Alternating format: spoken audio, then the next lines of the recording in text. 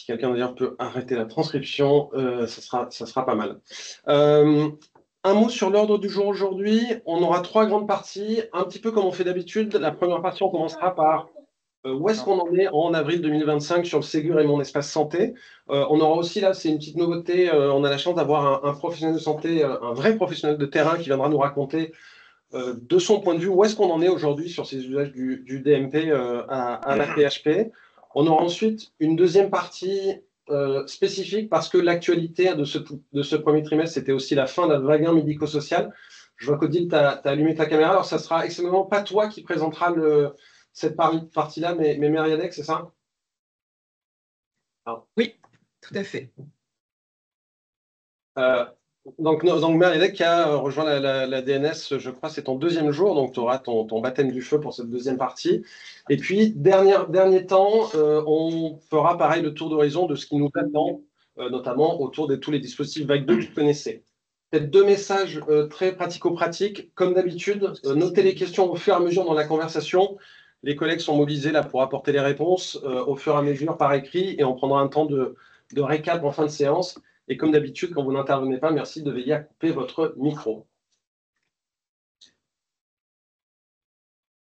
S'il n'y a pas de questions initiales, on va commencer tout de suite. Et avant de rentrer dans cette première partie, c'est Vincent qui va nous faire un petit peu les rappels à la fois de l'objectif et de la trajectoire et de la méthode du Ségur numérique. Comme d'habitude, bonjour à toutes et à tous. Comme d'habitude, un petit rappel un peu sur les fondamentaux du Ségur. L'ambition du Ségur, je le rappelle, donc c'est généraliser le partage fluide et sécurisé des données de santé entre professionnels et avec l'usager. Et on le voit, on retrouve sur cette diapositive le fameux schéma qui résume vraiment l'esprit et le sens du Ségur, avec d'abord l'usager au centre du dispositif, maître de ces données de santé, qui doit pouvoir y accéder et les retrouver, et qui doit également pouvoir les partager avec les professionnels de santé de tous les couloirs qui peuvent, qui ont droit, d'y accéder dans un certain cadre et dans un certain contexte.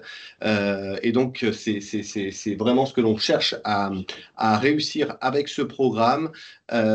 C'est passé par l'étape de, on va y revenir tout de suite, que tous les usagers, tous les citoyens, tous les affiliés, tous les assurés disposent d'un profil Mon Espace Santé.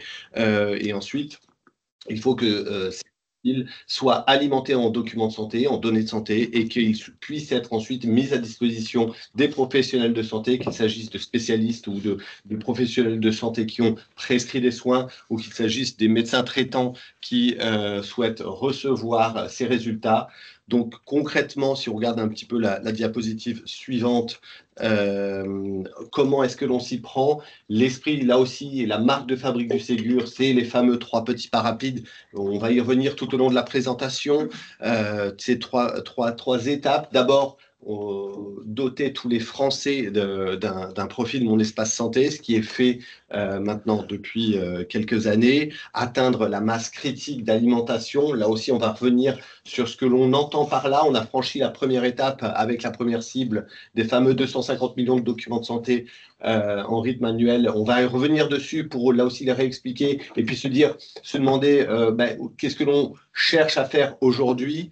Et puis la troisième étape qui est faciliter l'utilisation de ces données de santé, c'est-à-dire concrètement comment est-ce que l'on peut consulter, comment est-ce que l'on peut partager au mieux pour que cela serve à la fois les parcours de soins, que cela serve et que cela crée de la valeur pour les usagers, mais également pour les professionnels de santé qui sont embarqués. On voit bien que pour réussir ce programme, on a mis sur la table 2 milliards d'euros, 2 milliards d'euros à travers le plan national de résilience, de relance et de résilience, 2 milliards d'euros qui sont sécurisés à travers les financements de l'Europe et qui vont permettre d'agir sur les différents leviers, à la fois l'investissement sur les équipements logiciels, mais également accompagner la transformation des usages, des organisations qui sont induites par ce changement structurel du Ségur. Et puis, là aussi, en fin de parcours, avec dans l'esprit du Ségur, de rendre tout cela opposable une fois que la masse critique des usages, des équipements sont bien installés, comment est-ce que l'on vient, avec du réglementaire, rendre tout ça opposable pour vraiment cranter définitivement ces changements. Voilà un petit peu dans les sens. Merci Vincent. Là, donc évidemment, c'est des rappels. Je vois qu'il y a une main levée. Je vous encourage, s'il vous plaît, là, pour qu'on essaie de tenir le timing et on va essayer de ne pas dépasser les 2 heures. Plutôt par écrit les questions dans la conversation. Si jamais on n'a pas eu le temps d'apporter des réponses par écrit, on le fera à la fin de la séance si ça vous convient. Du coup, je vous propose qu'on rentre dans cette première partie. Donc, question très simple, où est-ce qu'on en est en avril 2025? On commence, et c'est Claire Vigier de la DNS qui va nous dire où est-ce qu'on en est sur ce premier petit pas avec des patients qui doivent se saisir de leur profil en espace santé. Oui, bonjour à tous. C'est traditionnel, on essaie de vous donner un petit peu de visibilité sur la prise en main par les usagers de ce carnet de santé national, universel, public. Donc, ce qui est important d'avoir en tête, c'est que on est de plus en plus, c'est quelque chose qu'on vous repartage à chaque fois, mais la trajectoire, elle continue d'être très positive. De plus en plus d'utilisateurs qui s'engagent de manière vraiment active dans mon espace santé. On le rappelle, et vous le voyez dans l'histogramme à gauche, quasiment tous les Français, tous les assurés français, près de 97% de la population a un espace santé ouvert. C'était un premier prérequis. Et sur cette base-là, on en a 19 millions, donc c'est près de 27% qui l'ont activé. Et ce qui est important d'avoir en tête, et on l'avait déjà partagé au dernier COSU, c'est que cette trajectoire, elle reste très dynamique, puisqu'on a à peu près 700 000 activations par mois. Ça a été notamment poussé par un certain nombre d'actions qu'on a pu mener au niveau national, mais aussi par vraiment la dynamique d'alimentation des documents de santé. Et on y reviendra un petit peu plus tard. Et autre chiffre qui nous paraissait intéressant de vous partager, c'est sur ceux qui l'ont activé, donc qui sont déjà connectés, on a près d'1 sur 2 qui ont l'application, qui reviennent tous les mois pour consulter, faire différents usages.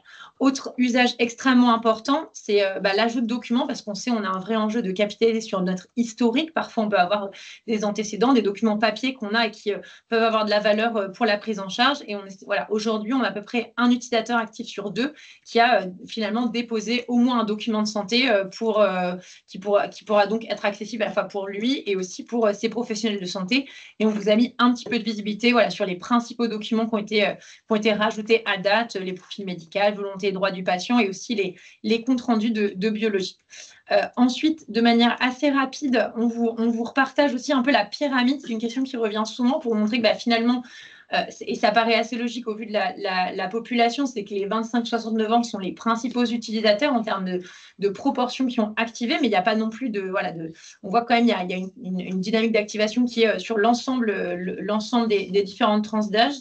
Et pour vous partager qu'on continue de faire un certain nombre d'évolutions de produits sur le parcours utilisateur, notamment à l'activation, où on sait qu'avec la carte vitale, ça peut être parfois toujours une friction, pour le simplifier, utiliser de nouveaux mécanismes pour faciliter la dynamique d'activation. Et surtout, on continue les actions de communication, sensibilisation à destination des patients et bien évidemment le miroir à destination des pros qui vont continuer sur 2025-26. Il y a beaucoup d'actions qui sont menées vraiment à l'échelle territoriale, notamment par toute la dynamique autour des coordinateurs Mon Espace Santé et tous les réseaux au niveau régional. Quelques chiffres clés. Donc, c'est 450 000 personnes qui ont été sensibilisées depuis le début et on a vraiment une trajectoire, une dynamique d'accélération sur 2025 qu'on va essayer de maintenir avec vraiment la volonté d'être au plus près des lieux de soins pour qu'on ait un maximum d'impact. Et surtout, on va continuer les campagnes nationales dont on sait qu'elles ont un impact fort qui s'appuient sur différents canaux, médias, TV, radio, presse. Il y en aura une nouvelle au printemps, en mai, fin avril, début mai 2025. Et on est en train de travailler sur d'autres actions qu'on mènera, notamment très ciblées sur des cas d'usage de plus en plus facilités dans mon espace santé et aussi pour les professionnels de santé autour de la vaccination, la santé de l'enfant, la grossesse. Merci Claire. On va passer maintenant au deuxième petit pas. Donc on l'a vu maintenant, le contenant il est prêt, la quasi-totalité de la population a un profil Mon Espace Santé. Maintenant on va s'intéresser au deuxième enjeu. Notre deuxième petit pas, c'était de faire en sorte que ces dossiers soient remplis, que l'information médicale elle soit de plus en plus fréquemment disponible dans Mon Espace Santé. On va commencer de façon globale avec cette courbe dont vous avez l'habitude. Ça fait maintenant plus de 3 ans qu'on la publie chaque mois sur le site de l'Agence du numérique en santé. Je profite d'ailleurs pour vous rappeler que dans cette page transparence, on vous a remis le lien. Elle a été récemment enrichie d'un certain nombre de nouveaux indicateurs. Si je reviens sur cette courbe, qu'est-ce qu'on voit de façon macro? On voit qu'on a atteint ce premier objectif de masse critique. On est à plus d'un document de santé sur 2. Ça, on l'avait déjà partagé. Une autre façon de le dire aussi intéressante, c'est de regarder côté patients, finalement, on a 2 personnes sur 3 qui ont reçu au moins un document de santé dans leur profil Mon Espace Santé. Donc, on est sorti définitivement du monde où les DMP étaient vides.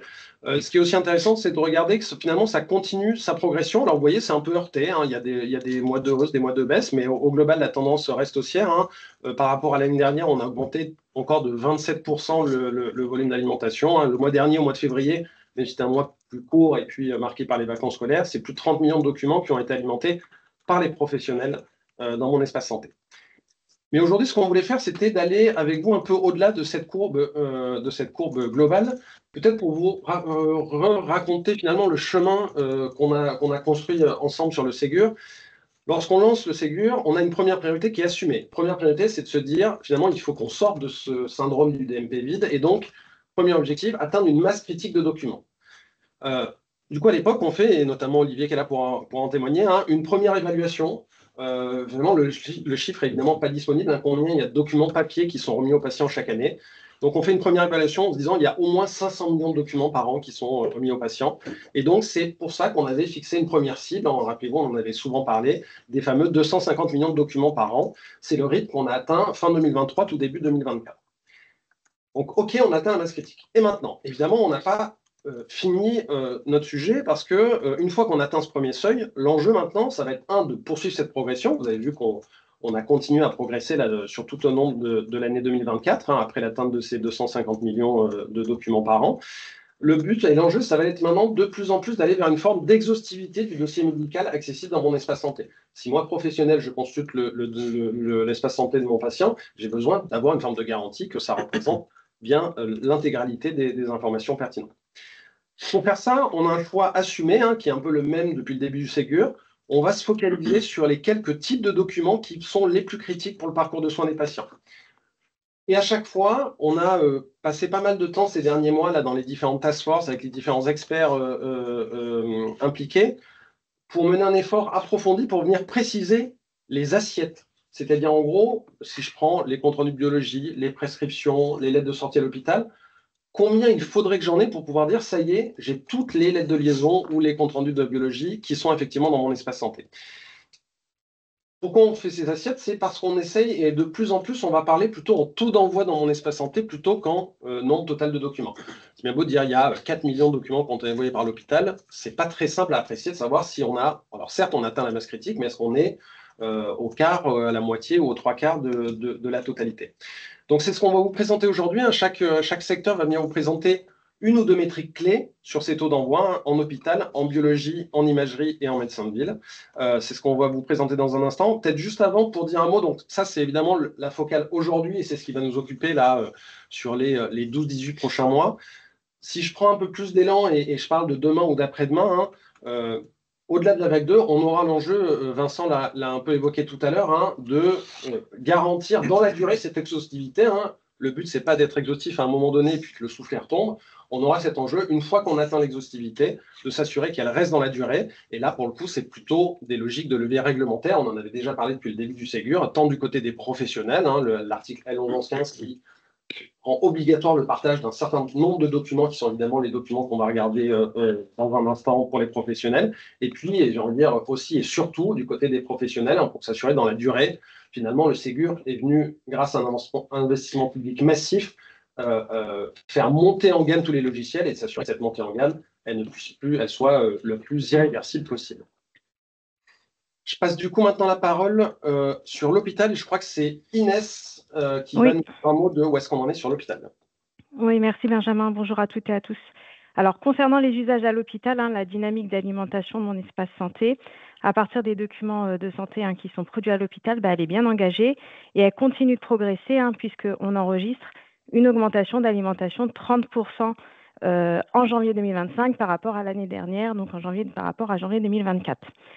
Si on fait un focus par rapport aux métriques dont vient de parler Benjamin sur la lettre de liaison de sortie, hein, qui est vraiment le document clé pour assurer la continuité de la prise en charge hors des murs de l'hôpital, eh bien, ce qu'il faut retenir aujourd'hui, c'est qu'un séjour sur 2 donne lieu à une lettre de liaison de sortie qui alimente Mon Espace Santé. Donc, vous voyez bien que la dynamique, elle est positive, mais il faut continuer à la renforcer. Et ça passe par le fait de travailler autour d'un certain nombre de chantiers, parmi lesquels l'amélioration de la qualification de l'INS, la fluidification du processus de production de contenu de la lettre de liaison de sortie et également le typage des documents pour être certain effectivement qu'on retrouve dans le DMP la nature des documents qu'on a typés préalablement de manière correcte. En termes de priorité d'action sur les prochains mois, on va poursuivre l'accompagnement national en lien avec nos partenaires régionaux dans le cadre notamment du programme de financement Open 2 pour lequel on a réévalué à la hausse les cibles d'usage par rapport au programme CNES. On poursuit également le suivi fin des usages de l'alimentation en allant identifier en fait les établissements qui seraient dans une situation de décrochage d'alimentation et voir avec eux les raisons et du coup y associer un plan d'action qui correspond aux difficultés qu'ils rencontrent. Et enfin, on a un enjeu aussi d'aller chercher d'autres directions hors DSI pour vraiment ancrer en fait ces projets de transformation complexes dans une logique en fait de projet d'établissement pluridisciplinaire en mobilisant des directions comme la qualité, les CME, les LIM, les DPO. Voilà, on a déjà engagé ces actions-là, mais il faut vraiment qu'on les généralise à l'ensemble des établissements du territoire. Voilà pour les usages pour l'hôpital. Super, merci Inès. Donc, on est bien à 55% des lettres de liaison qui sont déjà dans mon espace santé et on va se focaliser pour aller obtenir celles qui manquent encore. On passe du coup à la biologie et je crois que c'est Mathieu qui nous en dit un mot. Oui, bonjour à tous. Aujourd'hui, côté biologie, petit focus sur la biologie de ville. On a fait un gros travail là, ces derniers mois avec les grands groupes de laboratoires pour essayer d'évaluer au mieux en fait, ce véritable taux d'alimentation. Parce que en biologie, en fait, on a un enjeu de dédoublonnage, même de double dédoublonnage, si j'arrive à le dire, qui à la fois, on alimente le DMP avec des CR de bio structurés et non structurés, mais également, on sait que c'est un choix historique, notamment issu de la vague 1, on envoie également dans le DMP les CR bio à destination des professionnels, mais en invisible. Du coup, donc, ce qui pose pas mal de problèmes et eux aussi également en structuré et non structuré. Ce qui fait que lorsqu'on regarde un petit peu plus finement l'assiette, voilà, on est aux alentours là de à peu près 27-30% là, des CR bio qui sont produits dans ce pays en ville et qui finissent dans le DMP. Alors, ceci, ça s'explique principalement par deux raisons. On a déjà quand même un nombre de laboratoires qui n'ont pas encore débuté réellement l'alimentation du DMP. Et c'est à peu près la 40% d'entre eux. Mais également, pour ceux qui alimentent, on sait qu'on a des enjeux de qualification à l'INS qui ne sont pas forcément toujours optimum, avec des difficultés d'ailleurs inhérentes à ce secteur, avec au moins 40% de leur activité où les prélèvements ne se font pas au sein du laboratoire, et donc la complexité de récupérer les traits d'identité. Mais au-delà de ça, souvent des organisations qui ne sont pas forcément toujours mises en place de façon optimale, et donc un vrai travail là, qui est engagé avec les grands groupes qui partagent avec nous ces constats là, au fil de ces réunions. Donc voilà, on prend bien le sujet à bras le corps et donc on va notamment engager là, dès la fin de la semaine, là, dès la semaine prochaine, une grande campagne des équipes régionales, c'est-à-dire à la fois les équipes de l'assurance maladie et des ARS-GRAD qui vont visiter tous les CELAS qui ont eu une version Ségur vague 1 pour essayer d'évoquer avec eux ces enjeux et d'améliorer sensiblement l'alimentation du DMP, mais on va en profiter pour évoquer aussi avec eux les enjeux du transcodage Loïc et de l'envoi via la MSS des comptes rendus. Ce travail, on le fait bien entendu avec les grands groupes de biologie qui, voilà, on voit bien quand même améliorent de plus en plus et on compte bien entendu sur eux là, pour un plan d'action encore plus renforcé pour améliorer sensiblement cette alimentation.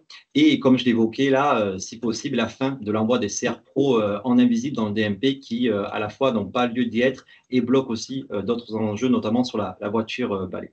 Enfin, et dernier message, mais plutôt pour un message à nos collègues biologistes hospitaliers, voilà, on ne vous oublie pas et on travaille aussi avec eux, notamment pour un petit peu améliorer nos préconisations d'envoi, mais c'est plus pour vous donner envie de nous suivre lors du prochain cours de suivi Ségur sur la biologie. Merci Mathieu. Donc, vous voyez, en biologie, une situation un peu différente. L'appréciation du taux d'envoi, c'était déjà un peu plus compliqué à apprécier. Et on voit qu'on a pas mal de marge de progression aussi en biologie médicale. On passe, on dit un mot, je vois que Jean-Marc, tu as allumé ta caméra, sur l'imagerie. Bonjour à toutes et à tous. Merci Benjamin. Effectivement, l'imagerie.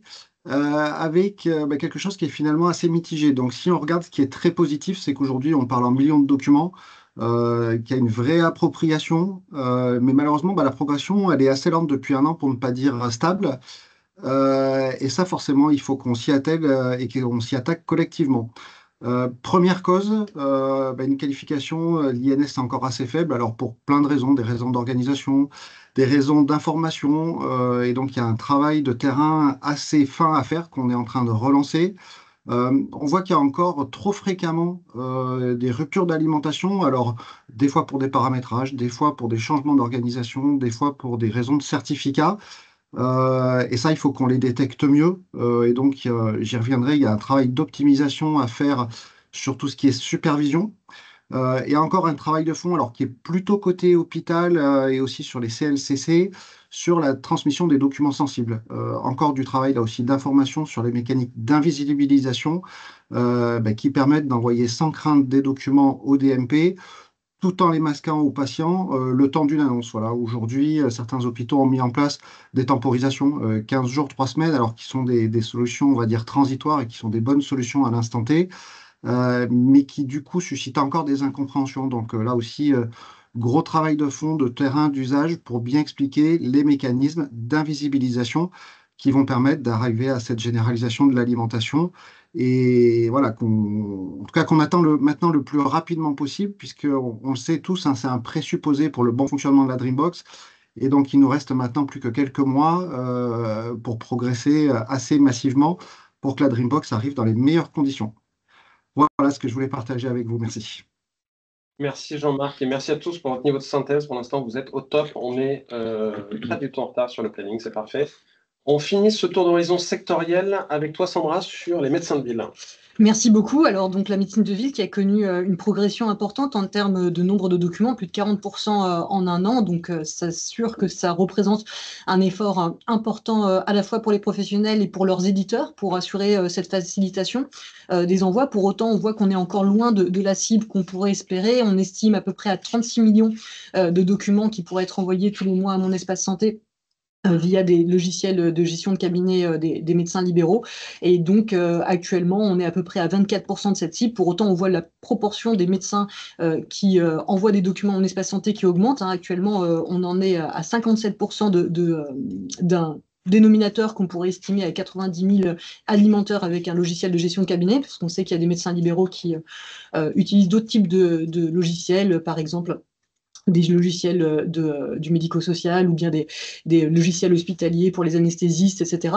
Donc, quoi qu'il en soit, une progression qui est nette, mais des défis qui restent encore relevés à travers, comme pour tous les couloirs, la qualification de l'INS, hein, même s'il y a eu des aménagements doctrinaux qui ont été faits spécifiquement pour les médecins libéraux, on sait qu'il y a des enjeux culturels encore et techniques à établir et on compte assez fortement sur la vague 2 pour continuer à faciliter ces usages. Et puis également des questions des professionnels sur la pertinence de l'envoi de certains documents avec une crainte maintenant d'une surpopulation du DMP Mon Espace Santé et de ne pas retrouver les documents quand on les cherche.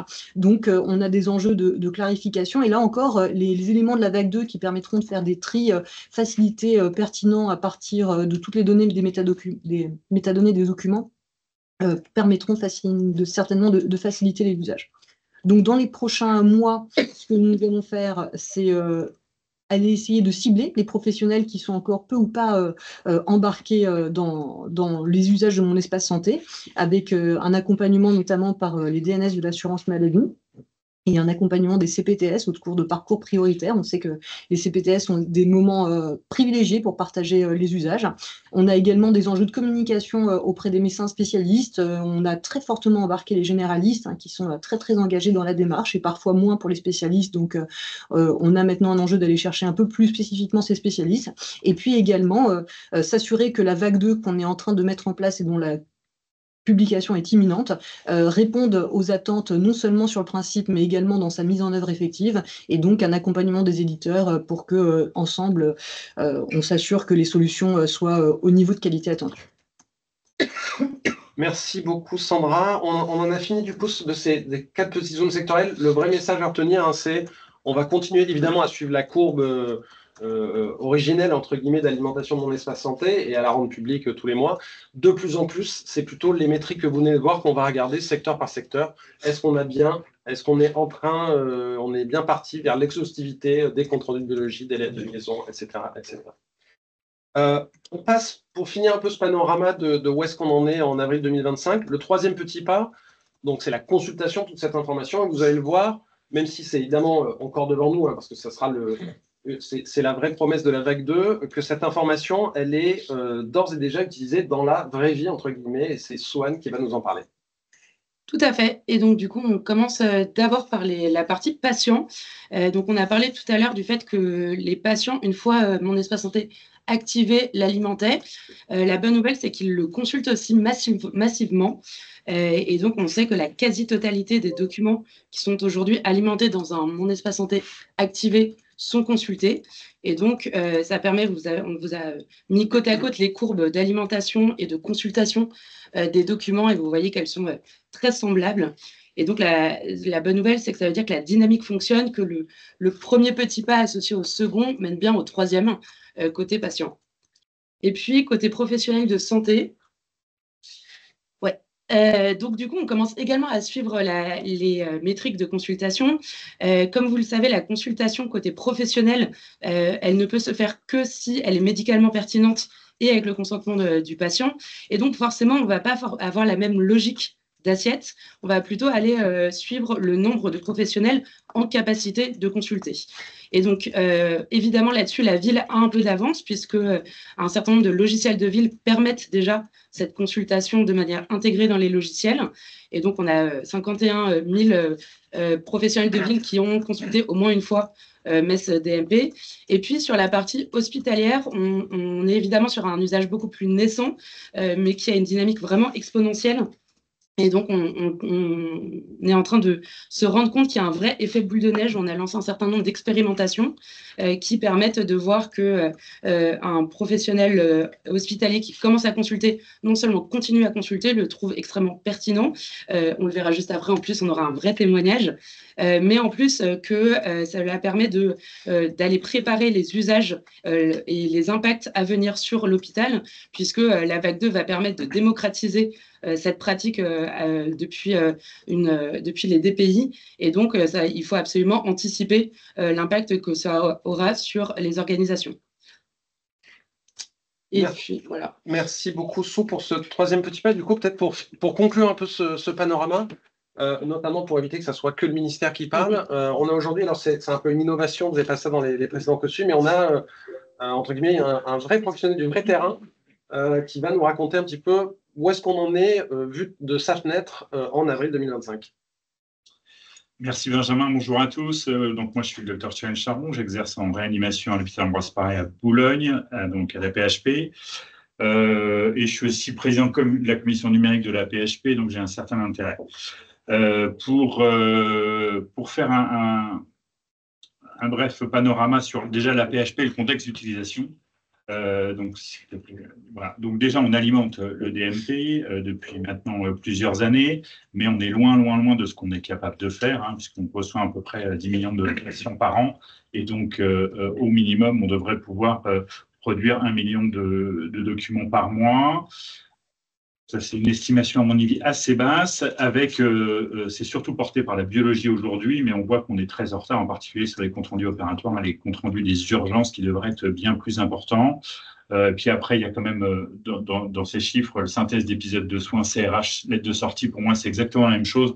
Donc, il y a un hommage qui parle pas forcément aux professionnels de santé, et ça, c'est un travail qui peut être fait dans un second temps. Maintenant, diapositive suivante, s'il te plaît, Benjamin. Quel contexte d'utilisation pour l'alimentation? On a des soucis comme tout le monde pour la qualification de l'INS. Hein. La PHP, pour vous donner un ordre d'idée, c'est quand même 38 hôpitaux, dont 37 sur le même logiciel, avec environ 2 millions à 2,5 millions de doublons dans la base.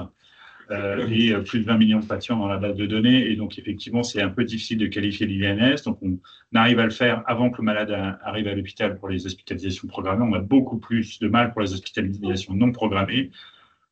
Urgence, réanimation, soins critiques en général. C'est vraiment compliqué de qualifier au fil de l'eau, même si, en fait, ça veut dire que ça va être des actions non plus centrales, mais site par site.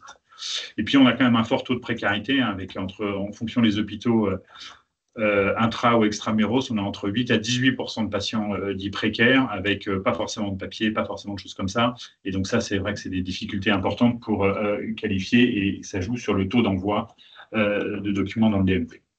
Et puis, on a des soucis internes avec des problèmes de flux de documents, de validation par un senior, validation par un junior, les comptes rendus opératoires qui sont remis dans les comptes rendus d'hospitalisation mais qui ne sont pas forcément envoyés. On a quelques bugs logiciels où quand on valide, ça enregistre le document mais ça ne l'envoie pas. Il faut d'abord enregistrer puis valider pour que ça parte.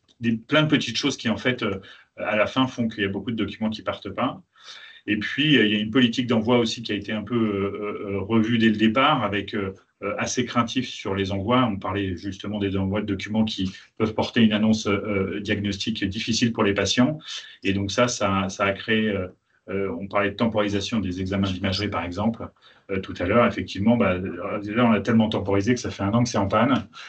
Donc, tout ça, c'est des problématiques, évidemment, que quand on est à 37 ou 38 hôpitaux qui se démultiplient et dont les solutions ne sont pas forcément très faciles et positives. Alors maintenant, le contexte d'utilisation de la consultation. Alors là aussi, le contexte est important pour comprendre pourquoi, je voyais dans la diapositive précédente qu'il n'y avait que 2300 professionnels de santé. La PHP, vous vous rendez compte qu'il y a énormément de consultations par jour. Il y a beaucoup de box de consultation. On a peu de lecteurs de cartes CPS ou cartes vitales déployées, qui ne sont pas utilisées en pratique courante en consultation. Il y en a peu dans les services, etc. Donc, il y a la nécessité d'utiliser l'ICPS, ce qui est quand même un peu moins pratique. Deuxièmement, ce n'est pas intégré au DPI encore. On est chez Orbis Dedalus et des Xcare pour l'HEGP, mais voilà. Et donc, tout ça, ce n'est pas encore intégré au DP. Donc, ça ne viendra qu'en 2026, je crois, avec un peu d'espoir. C'est une promesse Dedalus, donc on se méfie toujours un peu. Et donc, le jour où on aura ça, effectivement, très probablement, quand ça sera intégré au DMP, on pourra le faire. Et puis, surtout, ça sera accessible aux internes. Il ne faut quand même pas oublier que dans les hôpitaux, les internes sont quand même en première ligne. C'est eux qui sont censés retrouver les documents sur les malades, en tout cas en hospitalisation, et comme ils ne peuvent pas accéder au DMP, ça devient un peu impossible. Donc aujourd'hui, pour l'utiliser à l'hôpital, à la PHP en tout cas, il faut avoir une sensibilité aux outils numériques, ça c'est sûr. Il faut avoir envie d'aller chercher les antécédents du malade. Il faut donc déjà expliquer aux gens comment ça marche, parce que même les jeunes ont du mal à comprendre. Il faut qu'ils soient motivés, et puis surtout, il faut qu'ils aient du temps. Et ça, comme vous le savez, on en manque tous, les praticiens, et donc ça demande du temps dans ces conditions-là encore. Donc, il faut créer des conditions pour lesquelles ça ne prendra pas de temps. Diapositive suivante. Juste, évidemment, la consultation pour ce que je fais de la réanimation ou des soins critiques en général et pour les urgences, c'est extrêmement important. C'est très important pour les patients qu'on ne connaît pas très bien à la PHP ou qui ne sont jamais venus. Particulièrement utile pour les patients qui ne sont pas en capacité de répondre, parce qu'ils arrivent à l'hôpital justement pour une situation grave et ils ne sont pas en capacité de répondre. Donc, un contexte d'urgence vitale, donc besoin d'informations extrêmement rapides sur les malades. Et en théorie, ça permet la non-répétition des examens. On l'a suffisamment mis en avant, mais par exemple, des malades qui ont un état de mal épileptique ou qui ont des crises d'épilepsie qui sont ramenés aux urgences, globalement, strictement, à chaque fois, ils ont un scanner cérébral et que globalement, quand on sait qu'ils en ont déjà eu 12 l'année dernière, c'est peut-être probablement pas la peine de le refaire. Et c'est même dans les recommandations de ne pas le refaire. Et puis, ça ferait donc gagner du temps aux patients et aux soignants. À partir du moment où on a tous les diagnostics du malade, on est à même de comprendre mieux la pathologie aiguë qui est présente et donc de mettre en route le traitement approprié, de ne pas faire d'examen supplémentaire. Et tout ça, c'est du temps. Et quand vous connaissez les temps d'attente aux urgences, à la PHP et ailleurs, probablement que c'est des choses qu'il faudra mesurer un jour, même si c'est pas très facile de le faire. C'est positif. Juste pour vous, les freins que nous, on rencontre. Alors, la première chose, c'est que globalement, on était 1 sur 10 il y a 1 an. Là, on est 1 sur 5 de dossiers qui sont informatifs. Informatifs, je suis content de savoir qu'il a été vacciné 5 fois contre le Covid ou 3 fois, c'est peut-être important, mais en tout cas, souvent, il n'y a que ça dans le dossier patient, et donc ça, c'est quand même un problème. Informatif, je veux dire, la dernière prescription, donc très probablement une ordonnance ou des données de remboursement, et à savoir quel médicament il a pris, qui date de moins de 2-3 mois. Un compte-rendu d'hospitalisation, une synthèse du médecin traitant. Alors, on voit apparaître là récemment, depuis peu, les médecins traitants qui font des synthèses. Pour être honnête, c'est quand même peu informatif dans le sens où c'est vraiment que des acronymes. Pas de détails sur les pathologies. Ils n'ont pas le temps non plus. Ce n'est pas une critique, mais je veux dire, c'est quand même, pour l'instant, ce n'est pas très efficace. Et puis, la difficulté de consultation, vous arrivez à une masse critique de documents, et maintenant, comment on les consulte? Donc, est-ce qu'on est dans une gestion électronique du document ou est-ce qu'on est dans un DPI? pour l'instant, aujourd'hui, on est plutôt dans une gestion électronique de documents. Bon, la recherche par trait, je n'y reviendrai pas, ça va revenir, mais c'est vrai que quand vous n'avez pas la carte vitale du malade, c'est compliqué et ça peut arriver à l'hôpital. Le classement des documents, hein, pour l'instant, il n'y a pas de classement. Et puis la navigation, c'est-à-dire qu'on arrive vous avez mis en place un certain nombre de filtres, on arrive à voir pour compte rendu, on ne voit que les comptes rendus, on consulte le premier compte rendu, et puis une fois qu'on dit je vais aller consulter le deuxième, on fait retour et on retombe sur la page de garde avec tous les documents. Et donc ça, c'est insupportable, c'est un nombre de clics incroyable. Après, il y a la place du PDF, par exemple, dans la page. Hein, vous ouvrez le document, il y a un PDF qui s'affiche, qui est inclus dans la page, sauf qu'il faut scroller des deux côtés sur la page et sur le document pour pouvoir voir le document. C'est des trucs tout bêtes. Hein. Voilà. Alors, il y a beaucoup de documents en double et en triple, pas seulement la biologie, beaucoup la biologie, mais pas seulement. On a énormément de documents qui sont en double et en triple, voire des documents qui s'appellent différemment, mais qui sont les mêmes. Donc ça, c'est probablement un problème de nommage, probablement de l'incompréhension, du paramétrage des logiciels qui envoient, mais bon, c'est un vrai problème. Le nommage des documents de biologie, encore pour les documents médicaux, je trouve qu'on s'en sort à peu près. On voit une lettre de liaison, on sait que normalement, c'est à partir du moment où le malade est sorti. Autant la biologie, c'est absolument pas informatif. On ne sait pas si ça va être une UM, si ça va être une sérologie, si ça va être... Et donc ça, c'est difficile, surtout quand vous avez des choses en double. Et là, ça devient vraiment compliqué de savoir. Surtout que vous pouvez avoir des choses à la même date qui ne sont pas les mêmes choses, mais comme le nommage est le même, c'est vraiment compliqué de consulter. Et puis, je trouve ça dommage que, puisque vous recevez les choses en structuré, ça serait bien d'avoir un tableur en fait, de biologie, parce que globalement, on suit quoi? L'énumération, la fonction rénale, le ionogramme, quelquefois un peu de traitement anticoagulant. C'est globalement ce que font les patients fréquemment, ceux qui ont beaucoup de documents, qui ont un suivi biologiste rapproché. Avoir un petit tableur pas très compliqué avec en colonne en ligne les examens, en colonne les dates, ça serait quand même plus pratique de consulter ça plutôt qu'ouvrir document par document. Hein. Il y a certes le médecin traitant qui a tous les documents, mais le spécialiste qui va avoir le manage qu'une fois, il n'a pas forcément tout le passif. Donc ça, ce serait vraiment utile. Et une amélioration, certes, probablement coûteuse, mais utile.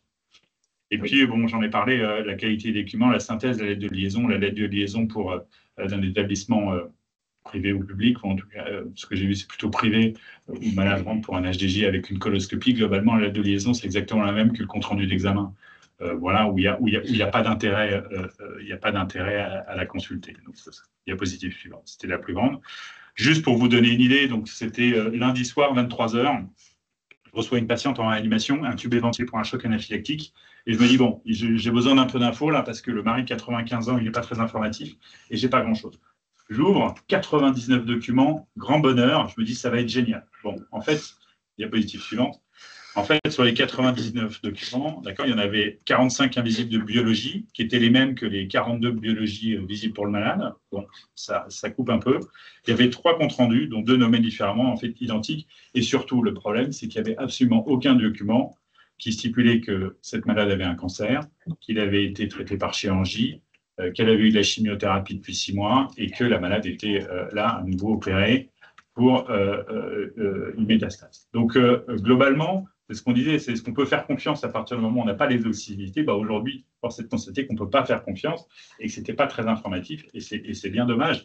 Donc, évidemment, il y a plein de patients chez qui c'est utile. C'est ce que je veux dire sur ce 99 documents et que vous voyez qu'en fait, au final, et vous l'avez très bien dit, vous en êtes conscient, c'est problématique. Alors, c'est quoi l'avenir?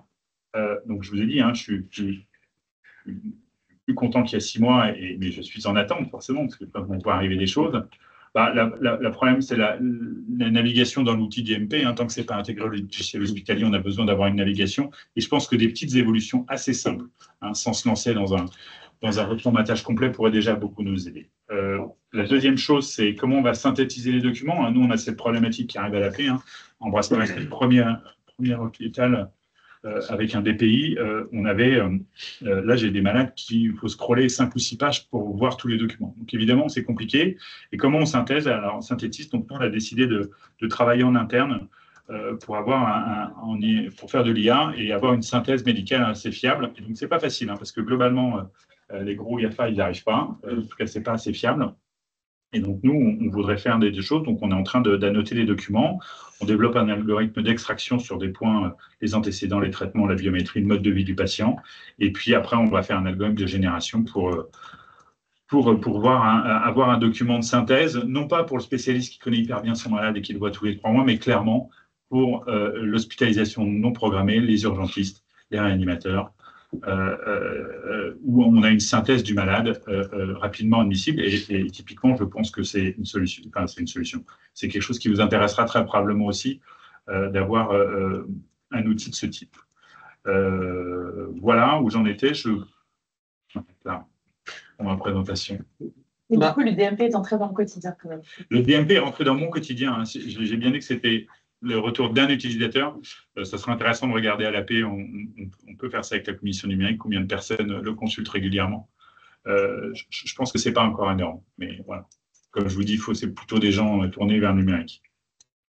Un très grand merci pour ce témoignage-là, déjà ultra bien préparé, très clair. Moi, ce que je retiens aussi, c'est qu'on voit, entre guillemets, avec une vision très terrain, un petit peu des éléments qu'on a présentés de façon macro, c'est-à-dire on a un peu changé de monde et ça a progressé, et par contre, on n'est pas du tout arrivé au bout de nos peines et on a encore pas mal de choses à faire. Je propose qu'on ait tous ça en tête quand on va faire la dernière partie sur la suite du Ségur, pour s'assurer qu'on a grosso modo des éléments de réponse aux différents freins que Cyril, tu viens de présenter. On en a fini sur cette première partie. Donc voilà en gros où est-ce qu'on en est. Donc maintenant, on va faire un petit zoom sur le secteur médico-social, notamment parce que c'était une des grandes actus du premier trimestre, avec la fin de la vague 1. Et c'est donc Mériadec Fécamp qui nous a rejoint hier. Donc c'est un peu ton baptême du feu à la DNS, mais tu travailles déjà un peu sur ces sujets. Tu vas nous présenter tout ça, donc je te laisse la parole. Merci beaucoup. Alors j'ai le mauvais fond de caméra, c'est bien la DNS et pas la NS, mais... donc effectivement sur le couloir sanitaire, on est dans un calendrier médico-social, on est sur un calendrier un peu différent du couloir sanitaire. Nous, notre premier objectif, c'était vraiment l'équipement des ESMS en logiciel Ségur, référencé Ségur. On peut aller à la suite. Donc on avait 2 programmes de financement complémentaires dans le médico-social. Le programme SONS pour la montée de version des logiciels vers une version référencée Ségur, et puis le programme ESMS numérique pour l'acquisition d'un logiciel référencé Ségur et le développement des usages. Et donc aujourd'hui, 2 avril, on est un peu à un moment charnière pour ces programmes-là, parce que sur le SONS, on arrive à la fin de la vague 1. La date précise, c'est le 17 avril, et donc aujourd'hui, on a une bonne vision des logiciels qui ont pu faire une montée de version, et on atteint 95% des ESMS embarqués dans le programme SONS qui ont réussi à déployer leur logiciel référencé Ségur. Donc, c'est vraiment une bonne avancée. C'était l'objectif qu'on s'était fixé. Et on voit que le référencement Ségur a pu faire évoluer l'écosystème médico-social. On a 60 éditeurs qui ont été référencés, qui ont référencé leur solution Ségur. Donc, ça a vraiment permis de changer l'écosystème. Et voilà. Et ces déploiements, forcément, c'est grâce à l'action des ESMS, bien évidemment, mais aussi des éditeurs, des ARS, des grades. Donc, félicitations à tous pour l'embarquement des ESMS dans cette montée de version. Au-delà du SONS, on a aussi le programme ESMS numérique, où ce sont des campagnes annuelles depuis 2021 et jusqu'à 2025, donc il reste encore une campagne annuelle à faire, mais on a déjà une vision de ce qui a pu être fait, donc l'acquisition ou le changement de logiciel et le développement des usages. Ça peut être complémentaire au SONS dans certains cas, et donc on a près de 21 000 ESMS qui sont engagés dans le programme ESMS numérique. Ce qu'on voit, c'est que une grande partie de ces projets ont commencé, donc il y a eu un vrai démarrage. L'enjeu maintenant, c'est de réussir à sécuriser la fin des projets. Aujourd'hui, on en a 4 000 qui ont réussi à signer une VSR, donc à vraiment atteindre les cibles d'usage à la fin du programme. Donc il y a encore du travail sur ça, mais on a un très bon embarquement, et on a plus de 600 000 dossiers usagers informatisés actifs dans les ESMS financés. Donc ça, c'est une grosse avancée en termes d'équipement et vraiment d'utilisation au quotidien des DUI. Et donc, le lancement de la campagne 2025 pour le programme ESMS numérique va être très, très prochain, va arriver très vite, et le but, c'est d'embarquer 4000 nouveaux ESMS dès la publication. Et on l'a dit, l'enjeu au niveau national, c'est de promouvoir la transparence des données, et c'est ce qu'on fait avec ce COSPI aussi. Côté CNSA, c'est également ce qu'ils font.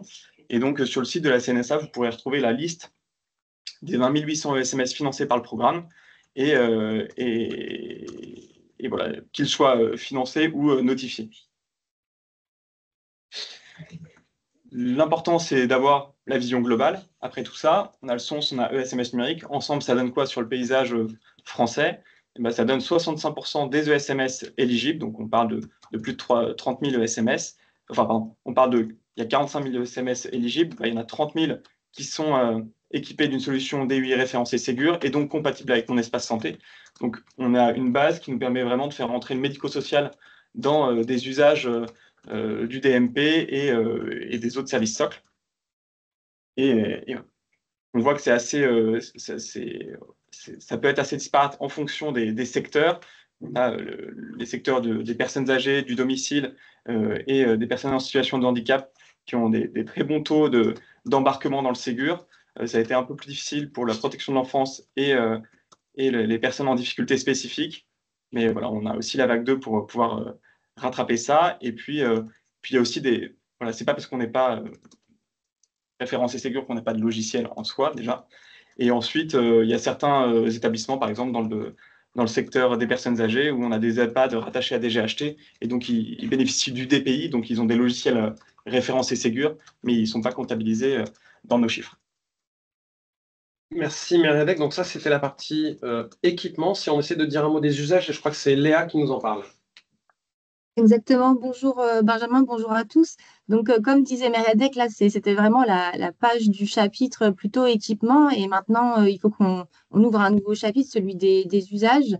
Et donc, pour cela, il y a une expérimentation qui a eu lieu dans le secteur médico-social l'année dernière, qui a duré 8 mois, de février à octobre, et qui a embarqué 55 ESMS, alors entre guillemets les plus matures, parce qu'ils étaient sur les secteurs personnes âgées, personnes handicapées et le domicile. Donc, ils ont été bien sélectionnés par les ARS pour pouvoir, en tant qu'un peu pionniers, aller défricher les usages, aller les identifier, aller les tester sur le terrain, déterminer aussi les outils qui étaient nécessaires pour pouvoir informer, sensibiliser, tant au niveau des équipes professionnelles, donc à l'intérieur des structures, qu'au niveau des usagers. Et puis également de travailler, de réfléchir sur tout ce qui est modalité de délégation d'accès aux aidants. Et donc, sur la base de cette expérimentation qui a eu lieu, ça nous a permis de dégager un certain nombre d'enseignements et d'avoir en fait des points de repère au niveau des cibles d'usage prioritaires pour tous les ESMS, donc en cohérence avec les besoins métiers qui ont été identifiés, et puis d'identifier aussi des leviers d'action qui vont nous permettre de mieux accompagner les ESMS dans l'atteinte de ces cibles et du coup dans la généralisation de ces usages. On peut passer à la slide suivante. Donc, en termes d'enseignement sur cette expérimentation, donc déjà la première chose qui est apparue assez rapidement, c'est que les usages de mon espace santé dans le secteur médico-social, ça a été très bien perçu par les équipes, notamment ce qui est tout de suite sauté aux yeux, c'est vraiment faciliter la coordination entre les échanges d'informations entre les professionnels, parce que souvent ce sont des personnes qui ont plusieurs pathologies ou qui sont suivies par plusieurs professionnels. Donc là, il y a un vrai enjeu justement à bien se coordonner. Donc ça, c'est vraiment un gain qui a été perçu très rapidement. Et puis aussi, ce qu'on observe, c'est qu'au fur et à mesure de l'expérimentation, mon espace santé… Alors attends, si je fais une bêtise, j'entends plus rien. Ah si, c'est bon. C'est bon? Me revoilà. Ah non, c'est quelqu'un d'autre. Oh, s'il vous plaît. D'accord. Mon espace santé s'est intégré progressivement dans les pratiques des pilotes au fur et à mesure des semaines. Donc, au niveau de l'alimentation, ils ont tous alimenté le DMP avec les documents qu'ils produisaient.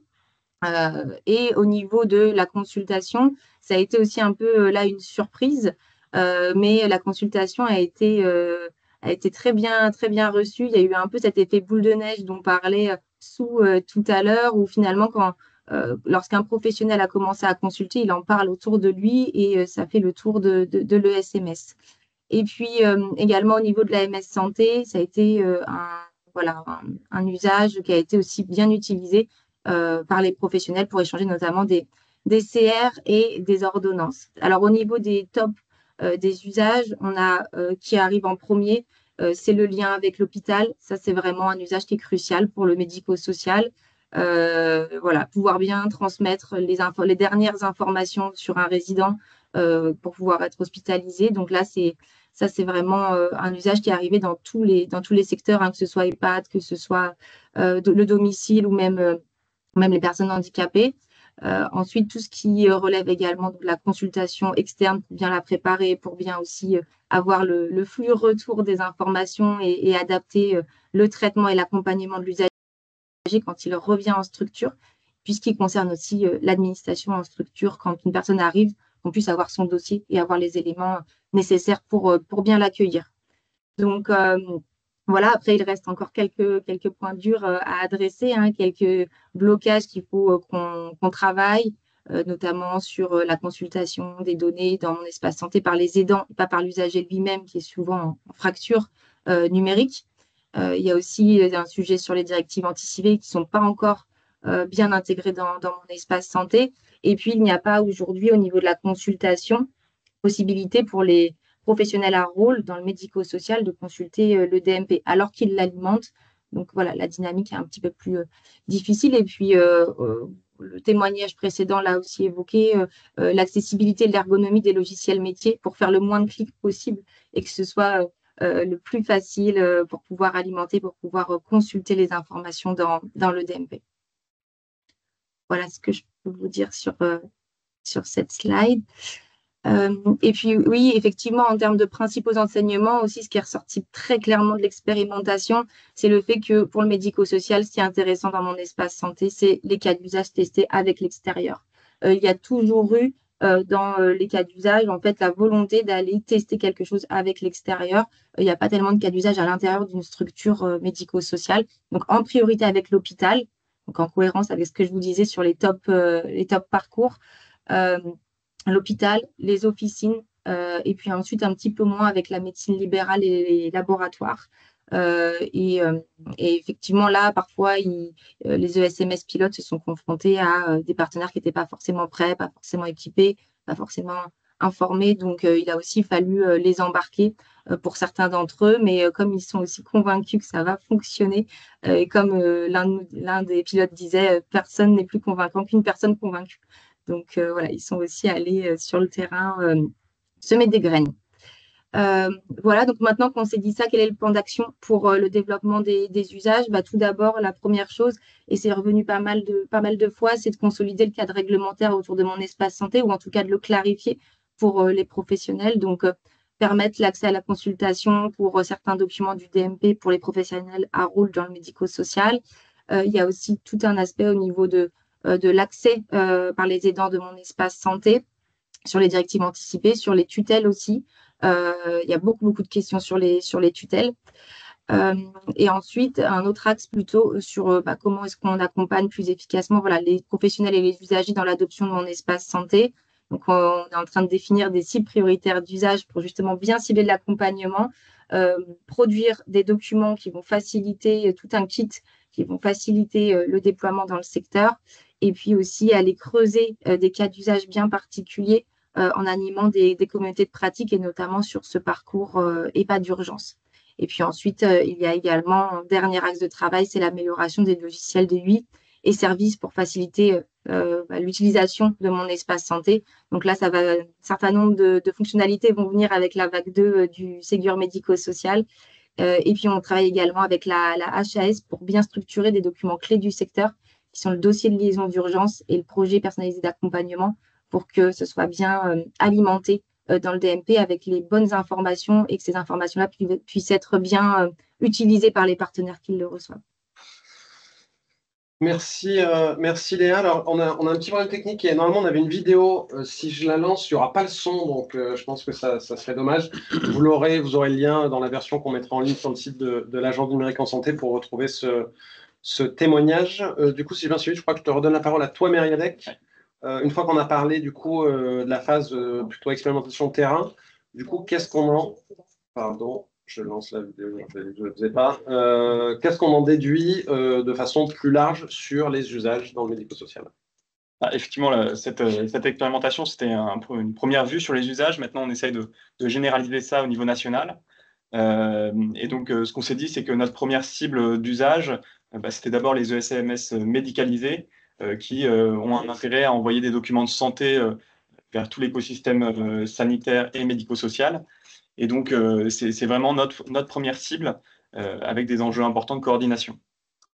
Une fois qu'on a dit ça, donc le but, c'est déjà de s'assurer que les ESMS médicalisés alimentent au moins un DMP dans leur structure pour s'assurer qu'il n'y ait pas de problème technique, qu'il y ait quelqu'un qui ait pu se saisir des premiers usages. Ensuite, le deuxième pas, c'est vraiment d'essayer d'augmenter ce nombre de DMP alimentés. Et puis le troisième pas, c'est de se dire, bon, maintenant, on travaille vraiment de façon qualitative sur les documents essentiels par catégorie de SMS, parce que dans le médico-social, on a des types de structures assez diverses. Donc, se dire par catégorie, quels sont les documents essentiels, le DLU, le projet personnalisé, les prescriptions, voilà, tous ces types de documents. Et donc, voilà, l'analyse de ces premiers usages et puis les travaux de définition des documents alimentés dans le DMP, ça permettra vraiment de définir les leviers d'action pour accompagner les ESMS, sachant qu'effectivement, ce travail de qualitatif sur les documents alimentés, c'est en cours aussi de définition, pas seulement côté DNS, mais avec des professionnels et avec les directions métiers du ministère de la Santé. Si on regarde du coup cette première métrique, donc le nombre de SMS qui alimentent le DMP, aujourd'hui on a 15% des ESMS qui alimentent le DMP, donc sur les 29 000 financés à date, on a 4,5 000, enfin 4 500 pardon, qui alimentent le DMP. Ce qu'on voit, c'est que c'est en constante évolution, donc voilà, on est encore au début des usages, mais on voit que ça progresse chaque mois, donc ça c'est quand même positif. La particularité, c'est qu'aujourd'hui, les 2/3 de ces 4 500, ce sont des EHPAD. En fait, 50% des EHPAD financés alimentent le DMP, donc on a vraiment une très bonne dynamique côté EHPAD pour alimenter le DMP.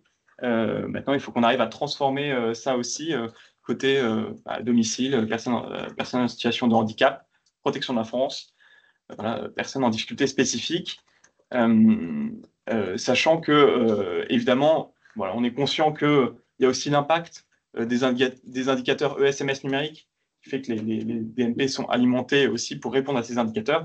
Le but, c'est, notre but et le but de tout le monde, c'est qu'on ait vraiment des usages concrets et utiles pour les professionnels à la fin.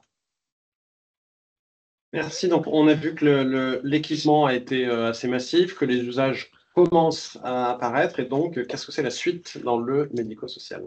La suite, évidemment, c'est la vague 2. Donc, on est là encore décalé par rapport au couloir sanitaire. Le but, c'est vraiment, comme le couloir sanitaire, d'aller dans la vague 2 pour faciliter l'utilisation des informations dans le DMP par les professionnels. Et donc, la construction de la vague 2 pour le médico-social, c'est avec 2 blocs. Un premier socle partagé avec les autres couloirs, où on est sur les services socles. On facilite la consultation de l'information dans mon espace santé.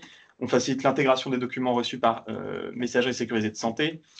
On renforce la sécurité des systèmes d'information, parce que c'est un point essentiel pour que la maison qu'on est en train de construire tienne debout.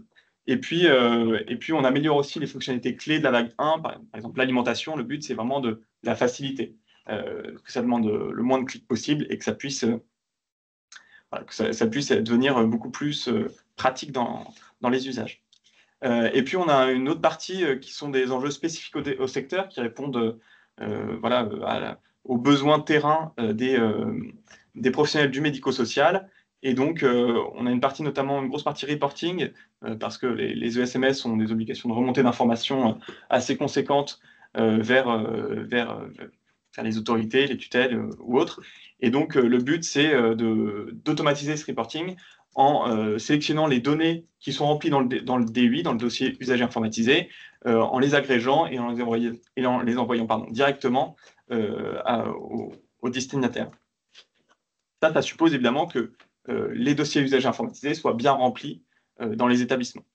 Et puis, on a un deuxième élément avec des fonctionnalités qui pourront répondre notamment aux enjeux de la transformation de l'offre, notamment dans le secteur personnes en situation de handicap. Alors, voilà, là, c'est aujourd'hui les ambitions. Il y a des travaux de définition du périmètre exact des fonctionnalités, des éléments qui vont être embarqués, qui sont en cours avec les éditeurs. Donc voilà, tout ça s'inscrit dans un calendrier avec une ambition, c'est qu'à l'été, on arrive à prépublier le dispositif de la vague 1 avec voilà, E2, pardon, de la vague 2, évidemment, avec l'ensemble des exigences, les modalités de financement, l'appel à financement, et les modalités de référencement. Donc, à fin mars, on a bouclé une version complète du référentiel d'exigence minimale, donc qui définit ce qu'il y a concrètement dans les logiciels de la vague 2, ce qu'il pourrait y avoir dans les logiciels de la vague 2. Aujourd'hui, on est vraiment dans une phase de mars à mai où on a un atelier par semaine avec tous les éditeurs pour définir le contenu, le périmètre, le calendrier et les barèmes.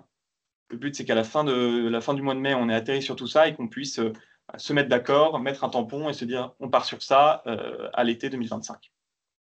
Évidemment, je rajoute simplement, on regarde les usages aujourd'hui, donc le but, c'est aussi d'adapter les exigences au retour des usages qu'on a pour faciliter tout ça. Merci beaucoup, Meredith, merci beaucoup, Léa. Donc, on a fait le point de la première partie, on a fait le point de situation de où est-ce qu'on était. On vient de faire un zoom très complet sur le médico-social. Maintenant, il nous reste une dernière partie de voir ce qui nous attend et ce qu'on a encore à réussir ensemble. Peut-être en intro, alors les plus attentifs verront que c'est une slide qui ressemble pas mal à celle de notre précédent COSUIS, c'est pas anormal. Hein. Donc, on l'a vu, l'information médicale, elle est désormais plutôt abondante au format numérique, que ce soit grâce à mon espace santé ou via messagerie sécurité de santé. Sou nous l'a présenté tout à l'heure, ça commence à être utilisé dans la vraie vie, puis on a Cyril qui est venu en témoigner directement. Et par contre, et je pense que le témoignage de Cyril était assez éclairant là-dessus, ce troisième petit pas, il reste encore à franchir pleinement, hein, pour que réellement ça soit fluide et suffisamment simple pour les professionnels de consulter cette information grâce à mon espace santé. Donc pour faire ça, on a un certain nombre d'actions à mener, à réussir tous ensemble. Hein. Alors, si je prends le bas de la pyramide, hein, on utilise souvent cette analogie-là. On a une première brique plutôt de prérequis techniques encore à réunir. Donc ça, c'est à la fois pour doter tous les professionnels de la version logicielle qui répondent aux attentes, hein, on en a entendu certaines tout à l'heure, mais aussi de moyens d'identification électronique à 2 facteurs qui sont nécessaires pour la consultation de mon espace santé. Donc ça, pour répondre à cet enjeu-là, c'est tous les dispositifs SONS de la vague 2, mais aussi le dispositif HospiConnect pour déployer le 2 facteurs en établissement de santé. On en dira un mot dans un instant. On continue aussi, deuxième étage de la pyramide. On a vu que maintenant l'enjeu, c'est d'aller de plus en plus vers l'exhaustivité du dossier médical dans mon espace santé. Donc on continue et on va continuer à encourager les usages numériques, notamment d'alimentation, que ce soit à l'hôpital, en ville ou dans le médico-social. Et puis enfin, et on en dira un mot à la fin de cette partie, on sait qu'on a encore quelques cailloux dans la chaussure ou quelques difficultés transverses qui nous sont remontées du terrain. Et ça veut dire qu'on lâche pas l'affaire, entre guillemets, et on poursuit toute cette démarche qu'on a appelée Sentinelle, à la fois d'écoute du terrain pour identifier des problèmes et puis d'apporter des réponses les plus concrètes possibles, le plus rapidement possible. Donc je propose qu'on rentre maintenant dans le premier étage de cette pyramide, autour de la vague 2. Peut-être quelques rappels très rapides. Hein. Meredith l'a évoqué un petit peu pour le médico-social. Donc, je rappelle, la vague 2 du Ségur, sa mission, elle est assez simple finalement. Elle a ces 4 grands objectifs que vous voyez. Le premier, le plus important, c'est faciliter la consultation de toute cette info qui est disponible dans mon espace santé par les professionnels. Vu que c'est aujourd'hui techniquement possible, là, le but, c'est pas juste que ça soit possible, mais que ça soit effectivement fluide, rapide et que ça puisse rentrer dans les pratiques au quotidien. Notamment grâce, dans la plupart des secteurs, ce qu'on vise, c'est une consultation directement depuis le logiciel du professionnel, hein, pas avoir besoin de se connecter sur dmp.fr, d'avoir tout de suite l'information en un clin d'œil de est-ce que j'ai une chance d'avoir l'information qui est utile ou pas, pour qu'on gagne le plus de temps possible. Et puis, on en dira un mot tout à l'heure, hein, vous savez qu'avec l'imagerie, ça sera une des grandes avancées de la vague 2, cette consultation du DMP, elle permettra aussi de consulter les comptes rendus d'imagerie, c'est déjà le cas grâce à la vague 1, mais maintenant d'accéder directement aux images médicales. Deuxième grand objectif, on voit qu'il y a de plus en plus, on a beaucoup parlé de l'alimentation dans l'espace santé, évidemment le deuxième mode d'échange de professionnel à professionnel, c'est la messagerie sécurisée de santé. Il y a de plus en plus de messages qui s'échangent dans la messagerie santé. On a besoin que les logiciels ils sachent intégrer très facilement tout ce flot de documents qui est reçu, notamment pour ranger ça dans le bon dossier patient et puis être le plus interopérable possible, quel que soit l'opérateur MS Santé de celui qui envoie ou de celui qui reçoit. Troisième grand objectif, évidemment, vous connaissez tous le contexte et les enjeux de cybersécurité. Donc la vague 2, elle a aussi cet objectif de venir renforcer la sécurité de la couche logicielle. Pour la première fois, on impose à tous les industriels le passage d'un test d'intrusion auprès d'un auditeur indépendant. C'est une première là, qu'on fait dans le Ségur avec cette vague 2. Et puis, la vague 2, elle a aussi cette mission de, entre guillemets, de service après-vente de la vague 1, tout ce que nous a appris Sentinelle, tout ce que nous disent les professionnels de santé. On a dans les vagues 2 des fonctionnalités qui vont apporter un certain nombre de réponses à certains cailloux dans la chaussure, pour simplifier notamment au maximum la qualification de l'INS, s'assurer que le document qui a vocation à être envoyé dans mon espace santé, il part de façon simple, qu'on n'ait pas besoin de faire enregistrer puis valider ou l'inverse. Voilà, donc c'est ça vraiment la mission de la vague 2. D'un point de vue administratif, ça prend la même forme qu'en vague 1, donc ces dispositifs dont vous avez l'habitude maintenant, ces systèmes ouverts et non sélectifs. Qu'est-ce que ça veut dire en pratique? Ça veut dire qu'à l'occasion de la vague 2, les pouvoirs publics, nous, on vient faire un investissement très significatif pour financer la mise à jour des logiciels de tous les établissements et professionnels de santé éligibles, en conservant cette logique de reste à charge zéro sur le périmètre de la prestation qu'on définit. Donc cette prestation-là, elle est intégralement financée par le Ségur. Point important, c'est des dispositifs qui sont ouverts à tous les établissements et professionnels de santé éligibles, ceux qui ont déjà souscrit à la vague 1, y compris ceux qui n'ont pas souscrit à la vague 1. Donc, encore une fois, l'objectif, c'est vraiment d'être le plus ouvert possible et d'embarquer le plus possible d'établissements et professionnels de santé dans l'adoption de ces versions permettant de consulter mon espace santé. Et puis, on garde un peu la logique du SONS que vous connaissez, un calendrier imposé. On tient compte notamment du retour d'expérience de la vague 1. Vous l'avez vu pour les premiers dispositifs qui sont sortis. On a un peu allongé un certain nombre de phases pour donner le juste temps à la fois aux industriels et aux professionnels pour faire le développement puis le déploiement de ces solutions. Et puis, cette vague 2, elle vient étendre un peu le périmètre qui est couvert. Donc, si je refais en macro, vous voyez ça en bas. Donc, les deux dispositifs concernant l'hôpital ont été publiés l'an dernier. On a les dispositifs de l'imagerie et le dispositif des médecins de ville qui ont été lancés ces 2 derniers mois. Et puis, on a encore devant nous un certain nombre de dispositifs qui concernent les secteurs que vous voyez à l'écran. Voilà un petit peu en intro sur la vague 2. Et du coup, je crois que maintenant, c'est Clara Morlière qui va nous dire un mot sur justement, on va prendre un peu les dispositifs par ordre d'apparition à l'écran. Et donc, on va commencer par le secteur de l'hôpital. Oui, merci beaucoup, Benjamin. Effectivement, tout à l'heure, on l'a évoqué, la consultation du DMP en établissement est naissant sur des usages par le WebPS DMP. C'est déjà un petit peu utilisé, mais on sent qu'il faut aller plus loin. Et c'est un véritable projet d'établissement avec des transformations qui sont à la fois techniques et surtout organisationnelles. Donc, en enjeu et prérequis techniques, on a évidemment le fait de mettre à jour son logiciel des pays PFI avec les fonctionnalités proposées par la vague 2, mais aussi donc des adaptations des systèmes d'information internes à l'établissement, notamment particulièrement sur le sujet de l'identification électronique des professionnels, que ce soit les SIRH, les annuaires, les SSO, pour leur permettre d'avoir cet accès de façon sécurisée à leur logiciel. Et en miroir, d'ailleurs, il y a aussi, suite à on va le voir tout à l'heure à l'expérimentation alpha d'HospiConnect, des évolutions, des référentiels et des systèmes associés côté ANS pour fluidifier le parcours. Donc ça, c'est sur la partie technique, en plus évidemment des évolutions qu'on a pu faire en vague 1. Et puis sur la partie organisationnelle, il y a des adaptations sur chacune des conditions d'accès à la consultation de mon espace santé, avec d'abord la qualification de l'INS, bien sûr que l'on a soutenu depuis 2021 par les différents programmes numériques hospitaliers, SONES, Open de phase 1, avec parfois des cibles ambitieuses de ce fait, mais aussi l'information du patient et le recueil de son consentement, plutôt de sa prise en charge, et on y reviendra juste après. Et comme je le disais, il y a un grand enjeu de déploiement des modalités d'accès sécurisé des professionnels, avec l'adaptation des gestions des identités en lien avec les procédures RH et le RPPS, l'authentification à double facteur, les matrices d'habilitation interne du DPI, très poussé d'ailleurs aussi par la CNIL qui a hier partagé aussi un document sur ce sujet.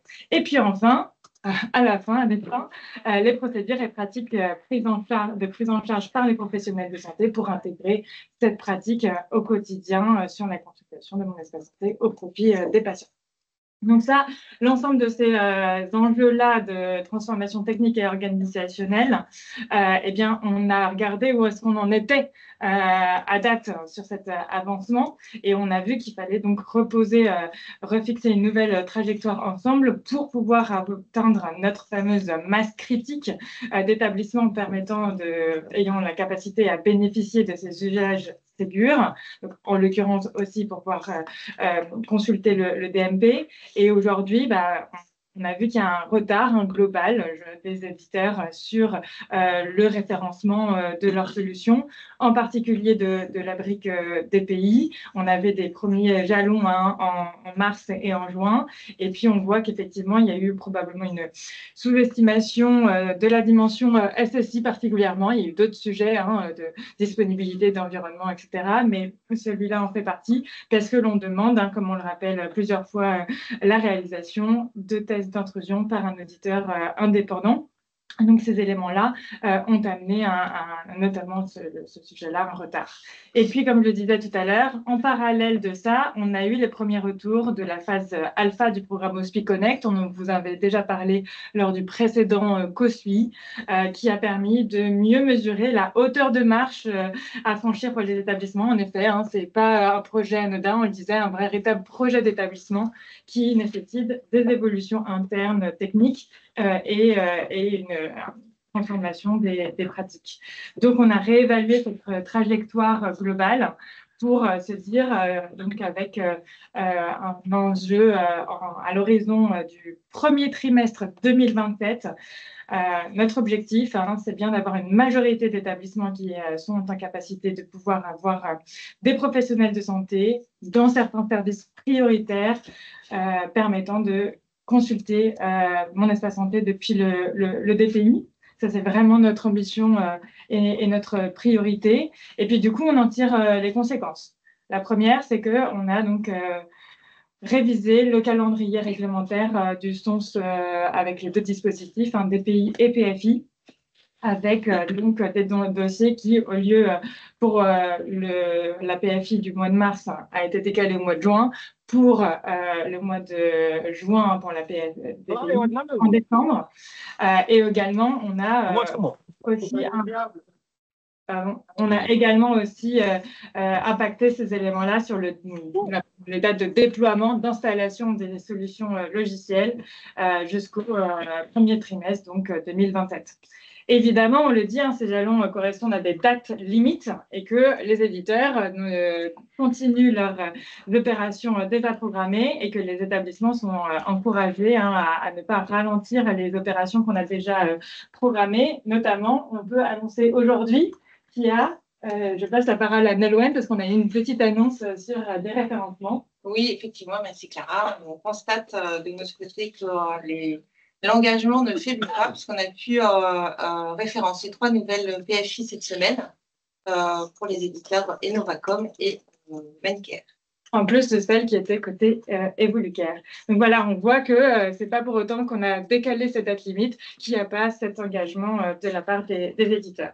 Et puis ensuite, de notre côté, on va mobiliser l'ensemble des leviers disponibles pour accompagner cette trajectoire. On le fait déjà avec le Ségur Vague 2, on le fait avec OSPI Connect du programme CARE, on va le faire avec Open 2, on le fait déjà sur la partie qualification, et puis l'accompagnement de l'ensemble des acteurs territoriaux, des régions qui sont fortement mobilisées pour accompagner les établissements dans cette transformation.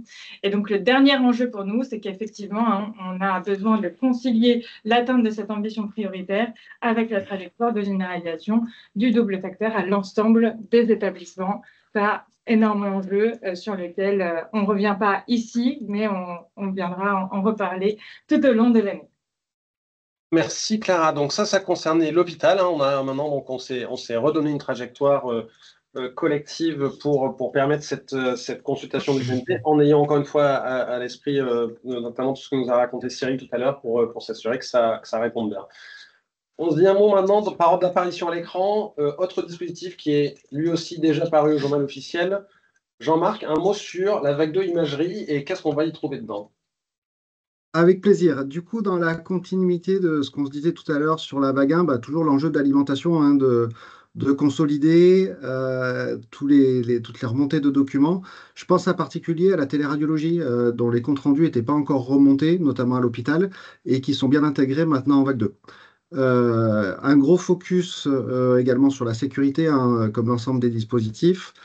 Et côté risque, la consultation donc intégrée aussi du DMP. J'ai écouté avec attention ce qui était présenté tout à l'heure au niveau de la PHP et forcément, on va apporter des solutions en termes d'usage sur ces sujets-là. Pour revenir à la Dreambox, hein, qui est présentée au début de la slide, forcément beaucoup de travail, 3 ans d'élaboration pour sortir ce projet. Que tout le monde attendait, en tout premier lieu les radiologues, hein, puisque en termes d'usage, ça va permettre de débloquer de nombreuses situations, notamment de comparaison, notamment de recherche des antériorités, notamment d'expertise. Voilà, donc on rentre enfin dans la dimension opérationnelle du déploiement de ce maillage de partage d'images. Et donc, les dispositifs sont bien parus, comme tu l'as dit, Benjamin. Les guichets vont ouvrir maintenant assez régulièrement et on espère les premiers référencements à la rentrée septembre-octobre. Merci Jean-Marc. Et je ne sais pas si tu l'as dit, mais une des extensions de la vague 2, c'est aussi, on couvre non seulement les radiologues comme on va dire, mais aussi la médecine nucléaire. Hein. Tout à fait. Merci de le préciser, effectivement. Des nouveaux entrants et bienvenue à eux. Alors, vague 2 imagerie, donc au JO, et donc prochain dispositif, alors qui a été prépublié, donc il est finalisé, il a été mis en visibilité de tout le monde. Le texte au JO ne devrait plus tarder. Sandra, il concerne les médecins de ville. Oui, en effet, une attente forte pour les médecins de ville et notamment sur un certain nombre d'usages qu'on a entendus et qui sont très très fortement attendus sur le terrain par les professionnels. Donc maintenant qu'il y a de plus en plus de documents, il faut pouvoir les consulter de façon simple, rapide, pouvoir retrouver l'information clé, donc avec l'affichage, même sans clic, à partir du moment où les conditions sont réunies, des nouveaux documents qui ont été ajoutés depuis la dernière consultation, la capacité à se connecter facilement sans réauthentification grâce à une nouvelle API ProSanté Connectée qui permettra l'usage de l'ensemble de téléservices avec la ICPS. L'accès aux images médicales, comme l'évoquait à l'instant Jean-Marc. On a également des sujets de multiplicité des documents avec la MS Santé, par exemple. Donc, on a également des enjeux de facilitation qui sont prévus en vague 2, d'une meilleure exploitation de la donnée de la biologie, notamment de la biologie structurée avec des codes low-inc pour la biologie courante qui nous permettra un suivi longitudinal. Également, on a évoqué des enjeux de faciliter encore l'usage et l'alimentation par les professionnels de santé à travers une qualification de l'INS facilitée, une alimentation plus systématique et plus simple de mon espace santé, et puis des nouveaux documents qui vont venir également alimenter mon espace santé, tels que la note de vaccination qui était déjà embarquée en officine, mais pas encore chez les médecins, donc on sait que c'est fortement attendu. Également les documents de la santé de l'enfant, une amélioration du VSM pour répondre à l'attente de Cyril d'avoir des VSM plus médicaux et un peu moins structurés sur une structuration parfois un peu rigide, et puis un enjeu également, on en parlait beaucoup dans le chat, d'accélérer la généralisation de l'ordonnance numérique pour qu'elle soit la plus large possible pour venir sécuriser la prescription aujourd'hui en France. Donc une vague 2 dont on sait qu'elle est très attendue par les professionnels et ils nous font régulièrement des retours sur l'attente forte de cela, et même quand on creuse en fait un certain nombre de choses qu'on n'a pas mis sur cette dia viennent répondre à des enjeux de terrain. Donc un gros travail de co-construction avec de nombreux médecins. 30 à 50 médecins dans la task force qui se sont engagés fortement depuis maintenant plus de 2 ans pour construire ensemble cette vague 2. Donc, on sait qu'elle est attendue. Maintenant, il faudra qu'on s'assure collectivement que la mise en œuvre soit à la hauteur de l'attendu. Merci Sandra. J'en profite effectivement. Tu fais bien de faire un grand merci général à tout l'écosystème qui s'implique avec nous dans les travaux, parfois pas simples, dans les multiples ateliers qu'on fait. C'est vrai pour les professionnels dans à peu près tous les secteurs auxquels on travaille. C'est vrai aussi aux industriels qui ne ménagent pas leur temps pour essayer de construire avec nous les meilleures exigences possibles, sans parler ensuite des efforts de développement de logiciels. Donc, ces 2 dispositifs, vous l'avez compris, ces 3 dispositifs, pardon, les 2 de l'imagerie et la ville, ils sont maintenant finalisés. Donc, l'enjeu est plutôt côté maintenant agence du numérique en santé qui attend de pied ferme les éditeurs, Jean-Christophe. Merci Benjamin, oui, c'est exactement ça. Alors là, pour le coup, c'est bon logo, l'agence du numérique en santé. Oui, effectivement, opérationnellement, l'ANS étend son offre de service aujourd'hui pour les éditeurs de l'imagerie de la médecine de ville, tout en se préparant évidemment au futur guichet. On a évoqué le médico-social juste avant, avec une offre de services, comme je l'ai dit, qui s'étend, notamment avec le portail industriel et l'espace authentifié, qui sont pour les industriels un lieu, un espace complètement personnalisé, notamment pour y recevoir, y lire les informations qui les concernent, mais également avoir accès au support et à différentes plateformes qui leur sont bien évidemment utiles. N'hésitez pas, pour celles et ceux qui ne sont pas encore inscrits, à y aller ou même à compléter leur fiche pour que, évidemment, ce soit le plus performant possible. Et évidemment, tout ça permet l'accès simplifié à l'ensemble des services qui vous sont proposés, vous, industriels. Nous avons également, en tout cas pour l'hôpital, vous le savez déjà, la plateforme Convergence, qui est votre outil de référencement aujourd'hui, qui a été évidemment simplifié, amélioré. On s'est évidemment appuyé sur un retour d'expérience Vagune.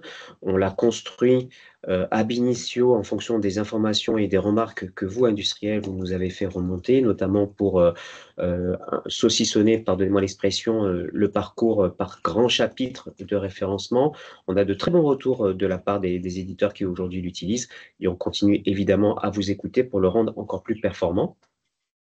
Se complètent différents environnements de tests qui sont d'ores et déjà disponibles, notamment pour tester les interfaces autour de la MS Santé, mais également, et c'est la nouveauté, le bac à sable, l'espace de test pour les API ProSanté Connect, dont on sait déjà qu'ils fonctionnent correctement, puisque nous en avons 3 qui aujourd'hui l'ont testé et sont passés, je dirais, ont passé convenablement l'ensemble des tests et ont pu poursuivre leur référencement. Évidemment, se rajoute à ça tout l'arsenal interop avec l'outil Gazelle que vous connaissez déjà pour l'avoir utilisé en vague 1. Nous avons également pour la vague 2, et c'est aussi une nouveauté, la possibilité pour les industriels de pouvoir utiliser ce qu'on appelle le simulateur GISON, le simulateur auprès du guichet ASP, grâce à un enrôlement anticipé. Donc, nous vous invitons évidemment à pouvoir y aller pour tester le plus rapidement possible ce dont vous avez droit en termes de financement.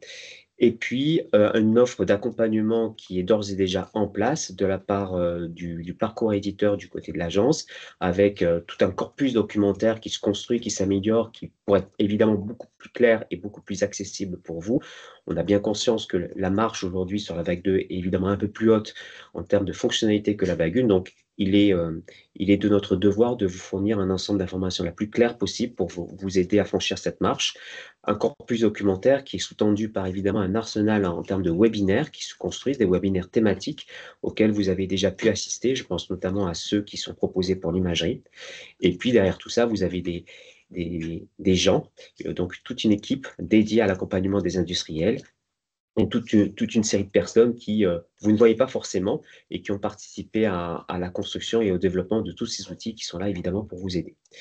Alors derrière tout ça, il y a évidemment un travail d'amélioration continue, notamment pour ce qui nous attend, avec de notre côté le besoin toujours de simplifier un certain nombre de choses, notamment la délivrance des certificats IGC Santé. Vous nous l'avez déjà dit en vague 1, on vous a entendu, et en vague 2, on y travaille. La chose n'est pas simple, mais en tout cas, c'est un sujet d'importance pour nous.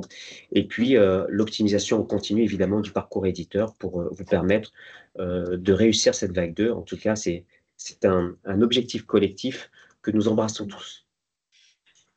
Merci Jean-Christophe. Donc ça, c'est notamment vrai pour l'imagerie et la ville là, sur lesquelles les éditeurs sont dans les starting blocks. Pour finir ce panorama vague 2, on a vu tout à l'heure sur le médico-social que la vague 2 avance et on espère de pouvoir la boucler à l'été. Et du coup, pour finir, Vincent, tu nous dis un mot des prochains dispositifs de la vague 2 sanitaire. Tout à fait, parce qu'en même temps qu'on a lancé, qu'on a publié les prochains tests, les nouveaux textes sur notamment la médecine de ville, et en même temps qu'on ouvre et qu'on prépare l'ouverture des guichets et qu'on forme les équipes à la fois au référencement et à l'accompagnement éditeur, on poursuit les travaux sur les futurs nouveaux dispositifs. Alors, par ordre d'apparition prévu à date, on est vraiment dans le prolongement de ce qu'on avait déjà pu annoncer au précédent COSUI. Je rappelle d'ailleurs, si vous jetez un œil d'un COSUI à l'autre, que lorsqu'on annonce les dates, à quelques semaines près, on arrive à tenir un petit peu nos engagements. C'est assez positif. Et donc, le prochain dispositif qu'on s'apprête à publier sera l'officine avec donc le secteur des logiciels de LGO, pour lequel on a encore quelques sujets en cours de finalisation, de stabilisation, notamment comment est-ce que l'on peut fonctionner, comment est-ce qu'on peut tenir compte du contexte d'exercice des préparateurs au comptoir et qui fonctionnent sous un mode dit nomade, notamment, avec ce sujet de pouvoir basculer d'un poste à l'autre de façon facile. Et c'est le dernier sujet encore pour lequel un calendrier de travail, est déjà en place et sur lequel il faut réussir à finaliser ces travaux et à trouver la bonne solution. L'ambition de pré-publication, c'est d'ici l'été sur ce dispositif. Donc, on y est vraiment plus très loin. Dans la suite et en parallèle, bien évidemment, on va adresser un peu les dispositifs dits des nouvelles TF, c'est-à-dire en fait les nouveaux professionnels de santé qui ont la caractéristique d'être très nombreux. Là, on va adresser près de 250 000 nouveaux professionnels de santé avec les dispositifs qui toucheront les sages-femmes, les paramédicaux, les professionnels paramédicaux et également les chirurgiens dentistes. Là aussi, on va s'inscrire dans une logique de tronc commun ambulatoire avec ce qui a pu être fait dans le cadre de la médecine de ville, mais un tronc commun entre ces différentes professions, tout en aménageant les dispositifs sur une partie pour tenir compte de quelques spécificités pour chaque métier concerné. Donc l'idée, là, on est plutôt sur le mois d'avril et de mai de prévoir une mise en visibilité des différentes dimensions. Le petit schéma sur la droite de la diapositive vous rappelle comment on fonctionne, ce fameux triangle. On commence par discuter et pour mettre en visibilité un peu le périmètre dit technique de ce que ces mises à jour contiendront.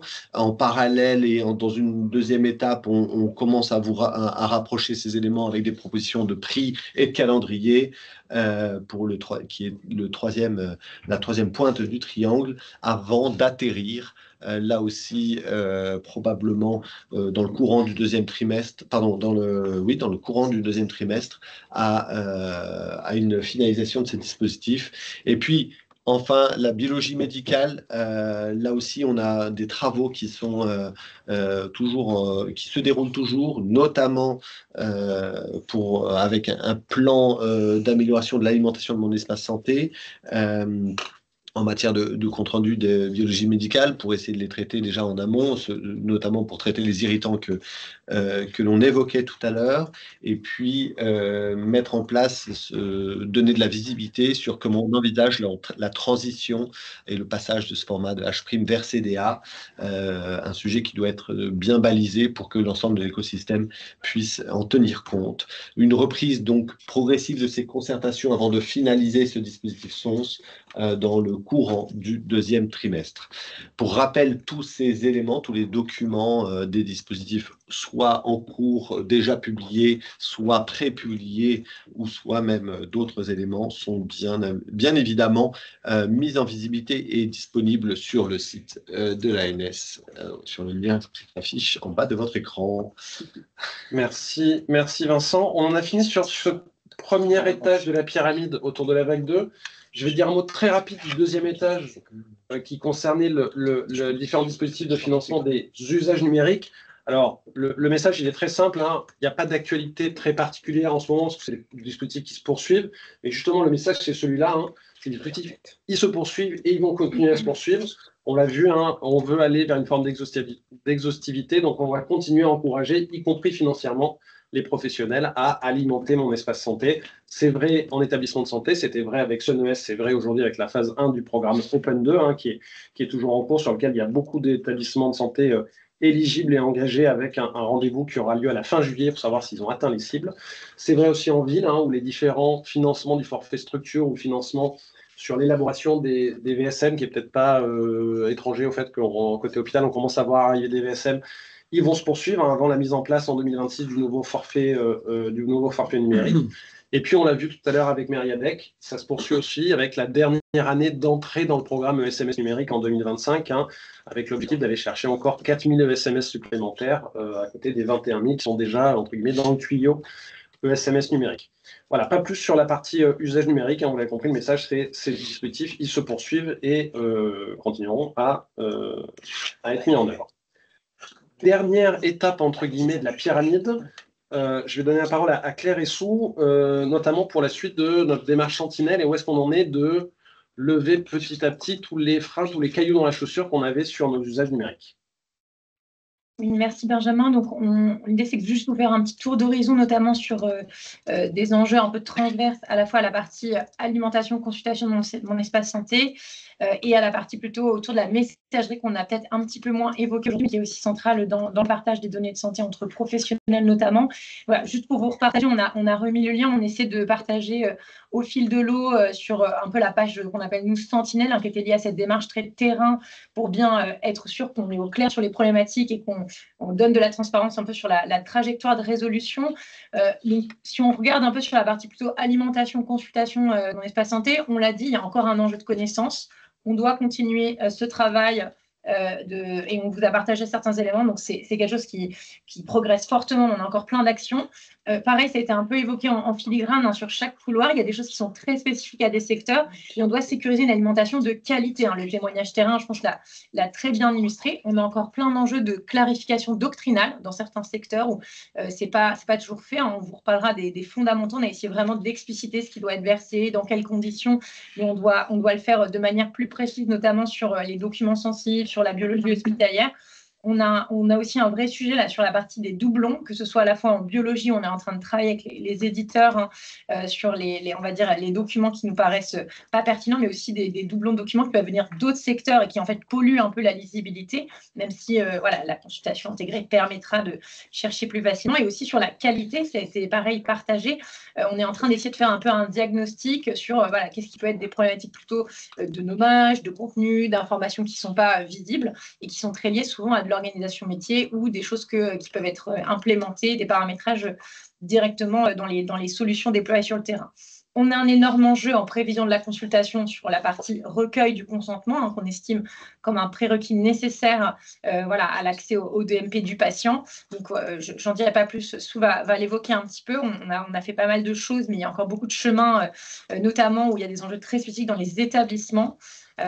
Et ensuite, lié à la consultation, on l'a déjà dit, ça a été évoqué, il y a des professions qui n'ont pas encore accès. Ça peut être lié soit aujourd'hui à des sujets d'accessibilité des MIE, des cartes qui ne sont pas disponibles techniquement, mais il y a aussi des professions qui, en fait, aujourd'hui, ne sont pas juridiquement autorisées et techniquement autorisées, donc notamment les secrétaires et les assistants médicaux. Donc là, on est en train de travailler parce qu'il y a des enjeux vraiment juridiques, il y a des enjeux de déclinaison technique, comment est-ce qu'on le met en œuvre. On progresse, ce n'est pas encore très, très rapidement sur là-dessus. Dès qu'on pourra, on vous donnera de la visibilité. Le médico-social, on vous l'a dit, rentre dans les usages, ils ont des besoins de consultation très forts, notamment il y a des professions qui ont déjà accès, mais les professions en rôle n'ont pas accès, donc on travaille sur la sécurisation pour essayer d'ouvrir le plus tôt possible. Et on a encore des enjeux, je pense que Cyril l'a très bien partagé. Le portail DMP.fr va probablement vivre encore quelques années, le temps que la consultation intégrée soit pleinement déployée. Et en fait, on a peut-être des enjeux d'amélioration rapide, à la fois dans les mécanismes de recherche, de tri, qu'il faut qu'on mette en œuvre parce que ça va être quelque chose qui sera dans un usage assez pérenne. Et du coup, sur la partie MSS, donc effectivement, on a un certain nombre d'irritants qui persistent. Ce sont évidemment pas l'ensemble des travaux qui sont menés, mais on en a sélectionné 3 sur lesquels on voulait un peu plus revenir. La partie d'adaptation de la MSS aux pratiques du quotidien sur l'ensemble des profils et des professions. Et donc, on a notamment ces délégations de boîtes aux lettres qui sont en cours d'implémentation, qui vont prochainement arriver. Alors, d'ici la fin du semestre pour Mélise, et puis ensuite, chaque opérateur décline. Ça va être une délégation possible à la fois pour des confrères et consoeurs, notamment dans le cas, par exemple, de cabinet. Et puis, pour les secrétaires également, on est en train de mener des pilotes pour justement mettre en place cette inscription au RPPS+. Et puis, toujours dans l'élargissement de cette offre de boîte aux lettres, des boîtes aux lettres aussi organisationnelles pour les structures sans finesse, puisqu'on sait que c'est de plus en plus une nécessité de pouvoir avoir un usage en coordination.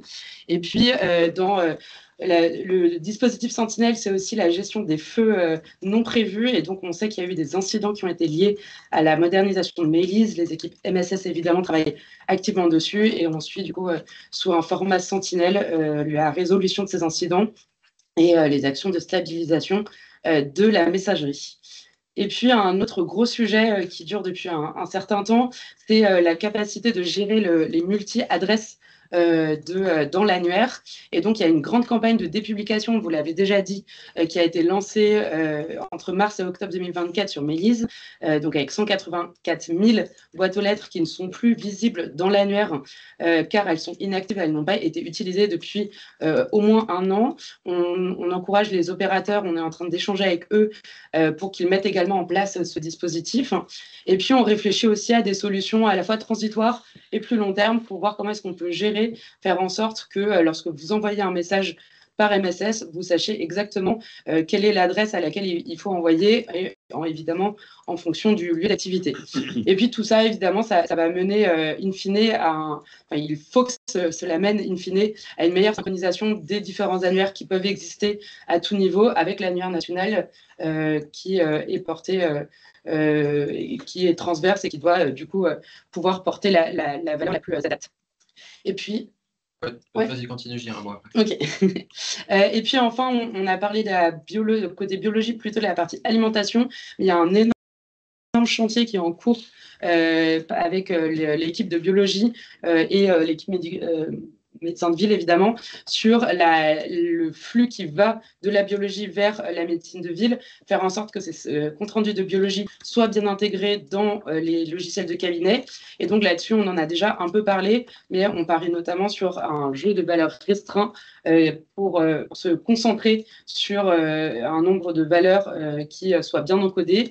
Et puis, on travaille notamment au niveau de la vague 2, faire en sorte que cette intégration se fasse dans les meilleures conditions possibles dans les LGC, à la fois au départ des SGL et à l'arrivée dans les LGC.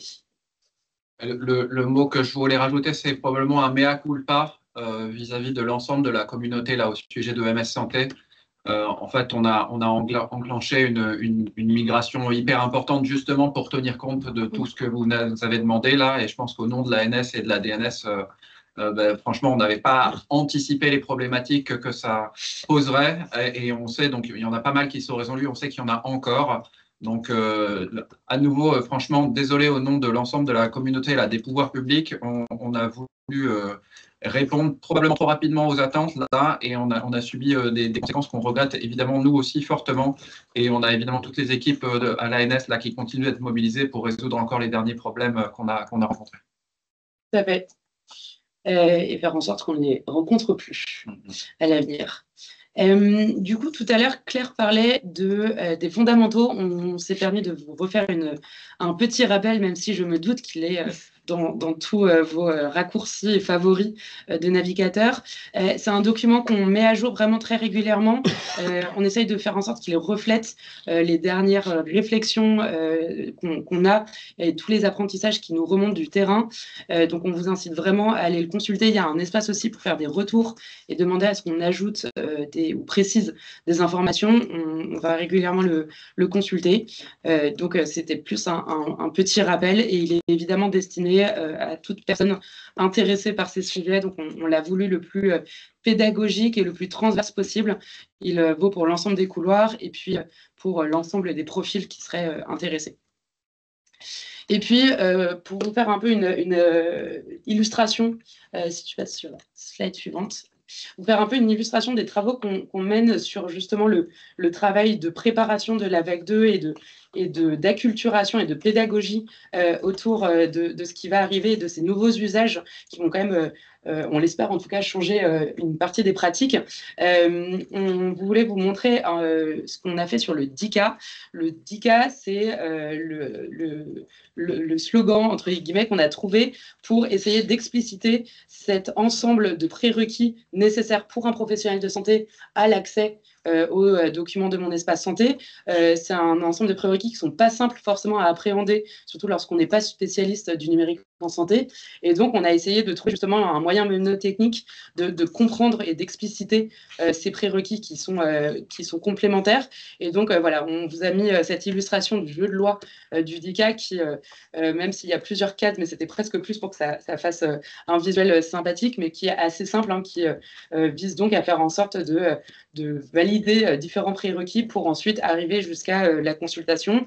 Et puis, ça nous permet, nous aussi, de guider un peu, d'expliciter les travaux qu'on mène à travers les programmes ou évidemment avec les régions pour, par exemple, on se concentre parfois sur le C qui est le consentement du patient. On sait qu'il y a un gros travail à faire, pareil, pour expliciter ce concept qui n'est pas forcément très évident, qui, au niveau réglementaire, repose sur des notions qui ne sont pas forcément faciles à appliquer dans la vraie vie de type équipe de soins, épisode de soins, consentement présumé. Et donc, tout ça, on a fait un gros travail. Je ne reviendrai pas là sur le fond. En tout cas, vous dire qu'il y a eu tout un travail qui se retrouve d'ailleurs dans les fondamentaux. Et puis, par exemple, on parle régulièrement du A aussi. Et donc, voilà. Donc, l'idée, c'est vraiment de se dire, je vous disais tout à l'heure que sur la consultation des professionnels, on s'assurait que les professionnels soient en capacité de faire l'ensemble du jeu de loi et arriver jusqu'à la case arrivée. Et donc, nous, on va faire justement, on mène l'ensemble de nos travaux pour que chaque lettre puisse être validée et que, in fine, l'ensemble des professionnels aient accès, puissent avoir la possibilité de consulter. Et puis, très rapidement, je ne vais vraiment pas rentrer dans le détail, mais on s'est dit que ça pouvait être intéressant de vous remettre deux diapositives de ressources, l'une pour les professionnels de santé et l'autre pour les patients. Donc, vous aurez évidemment le support et donc vous aurez tous les liens qui sont cliquables. C'est toujours intéressant de vous les remettre en visibilité. Ils sont tous sur le site de l'ANS, mais ils sont pas forcément, ils sont un peu dispersés. Et donc, voilà, on vous les a remis rapidement. Et n'hésitez pas, encore une fois, à nous faire remonter si jamais il y a des besoins qui ne sont pas remplis au niveau de ces mémos et autres supports. Merci Claire, merci Sou. On a fini sur le tour d'horizon qu'on voulait faire. Sur les réponses aux questions, donc un grand merci à tous les collègues là j'ai vu, ça répondait assez vite dans la conversation. Je ne sais pas, peut-être Olivier, il y a encore des questions qui n'ont pas été répondues ou s'il y a une petite synthèse générale. On a fait pas mal hein, au niveau des questions, je pense. Il reste quelques questions sur les nouvelles TF. Là, enfin, tu viens d'y répondre, non? À l'instant. Donc, a priori. Allez, à titre exceptionnel, je vois qu'il y a une main levée. On a encore quelques minutes. On n'est pas complètement en retard. Du coup, j'ai pas votre nom. Pardon, Lionel Baron, oui, qui levait la main. Oui, bonjour à tous. Merci pour ces avancées. Hein. On peut peut-être maintenant poursuivre des travaux et enclencher la suite, puisqu'on voit que ça a maintenant bien démarré. Et il y avait 3 points qui pour nous étaient très importants. Le premier, donc ça a été dit dans le chat, c'est sur la partie e-prescription, qu'on puisse travailler avec les différentes sociétés informatiques côté laboratoire, médecins et autres. C'était ce qui était prévu initialement dans la vague 2, mais évidemment, on a pris un peu de retard vu la taille du chantier. Maintenant, on peut peut-être le remettre à l'ordre du jour. On a également 2 autres choses qui pourraient être intéressantes, c'est voir avec les éditeurs pour intégrer les résultats de biologie directement dans les dossiers patients, notamment à l'hôpital. Alors, je sais que dans un certain nombre de cas, c'est possible, mais ce n'est pas partout. Et malheureusement, ça fait perdre beaucoup de temps à nos confrères hospitaliers parce qu'ils doivent comparer les résultats qu'ils reçoivent par MSS, API Crypt, parfois encore mail, voire fax. Et ce serait beaucoup plus pratique de l'avoir dans le dossier patient. Et éventuellement, d'ici là, voir s'il est possible d'envoyer les résultats par un canal unique, hein, la MSS du prescripteur et du service. Il suffit d'avoir 2 boîtes aux lettres, MSS prescripteur et service. Comme ça, si le prescripteur est en congé, c'est facile d'avoir accès à ces résultats et il n'y a pas de loupé. Ça a été fait dans certains hôpitaux et ça fonctionne très bien. Donc, je ne sais pas si on peut pousser ensemble sur ce lien ville-hôpital. Et enfin, le 3e point, je ne sais pas si c'est déjà identifié de votre côté, mais ce qui serait intéressant, c'est via MES ou tout autre mécanisme, ça peut être éventuellement quand on met la carte vitale ou autre, qu'on puisse avoir accès à une base de données, qu'on puisse facilement interroger une base de données pour savoir si la personne en face de nous, elle a fait ses vaccinations obligatoires, son dépistage du cancer colorectal, son dépistage du cancer du col de l'utérus, pour que quand elle est face à un professionnel habilité, que ce professionnel puisse lui proposer, en même temps que la personne vient pour autre chose, en disant, voilà, est-ce qu'on peut faire le dépistage, est-ce qu'on peut faire la vaccination, etc. Mais du coup, ou au moins la sensibiliser sur ce qu'il faut faire selon les recommandations. Mais pour ça, on a besoin d'avoir facilement accès à une base de données. Et vu qu'on voit que de plus en plus de choses sont présentes dans MES, on peut peut-être se baser là-dessus. Voilà, je laisse aussi mes collègues peut-être répondre dans le chat, voir si d'autres personnes pensent que c'est des bonnes idées, parce que ça touche évidemment ville-hôpital et l'ensemble des professionnels de santé, pas que les laboratoires. Voilà les 3 points que je voulais soulever pour des futurs travaux. Merci à tous. Ouais, merci. Avec quelques remarques qu'on avait bien en tête, et peut-être, je ne sais pas s'il y a un des collègues qui veut apporter des éléments de réponse, notamment sur les derniers points. Oui, du coup, 3 points. Merci beaucoup, Lionel. Effectivement, 3 gros enjeux, donc on ne pourra peut-être pas tout y répondre de façon exhaustive, mais en résumé, sur les enjeux, alors là, du coup, vous avez dit e-prescription, je pense que c'était plutôt sur le sujet prescription structurée, du coup, en fait, connectée, que e-prescription.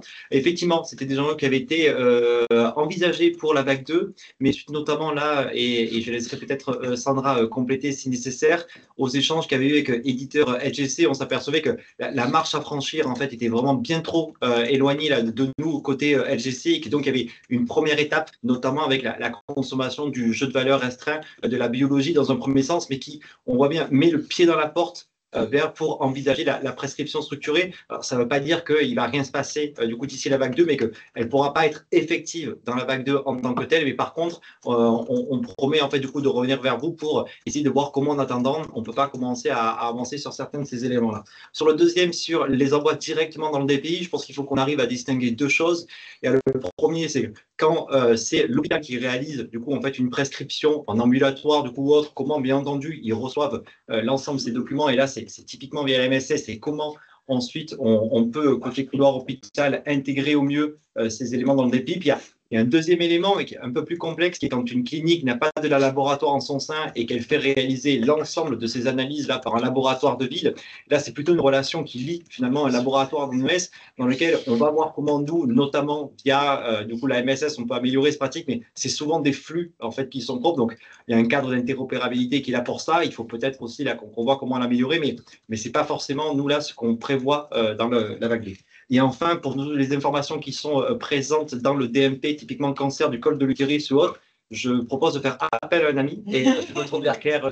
Oui, peut-être pour partager, parce qu'en fait, on a beaucoup parlé de ce qui était versé par les pros. Donc, on est en train, nous, côté pouvoir public, de faire en sorte de pousser un maximum d'informations aussi au côté patient. Donc, ça, on a déjà avancé. Donc, si vous avez votre espace santé, ce que j'espère vous avez tous fait, mais vous avez normalement déjà un premier niveau de personnalisation de votre agenda. Donc, c'est à travers ce vecteur-là, on vous donne de la visibilité sur un peu tous les examens recommandés obligatoires. Donc, on parlait de la santé de l'enfant, les fameux 20, il y a effectivement les fameux dépistages, et on est en train de travailler avec l'assurance maladie pour que notamment on récupère des données plus précises, notamment sur tous les dépistages organisés, et qu'on puisse cibler de plus en plus cet agenda des rendez-vous, un petit peu de suivi à faire, avec un système de notification, d'alerte, parce qu'on sait qu'il y a aussi beaucoup de no-show, parce que les gens oublient tout simplement.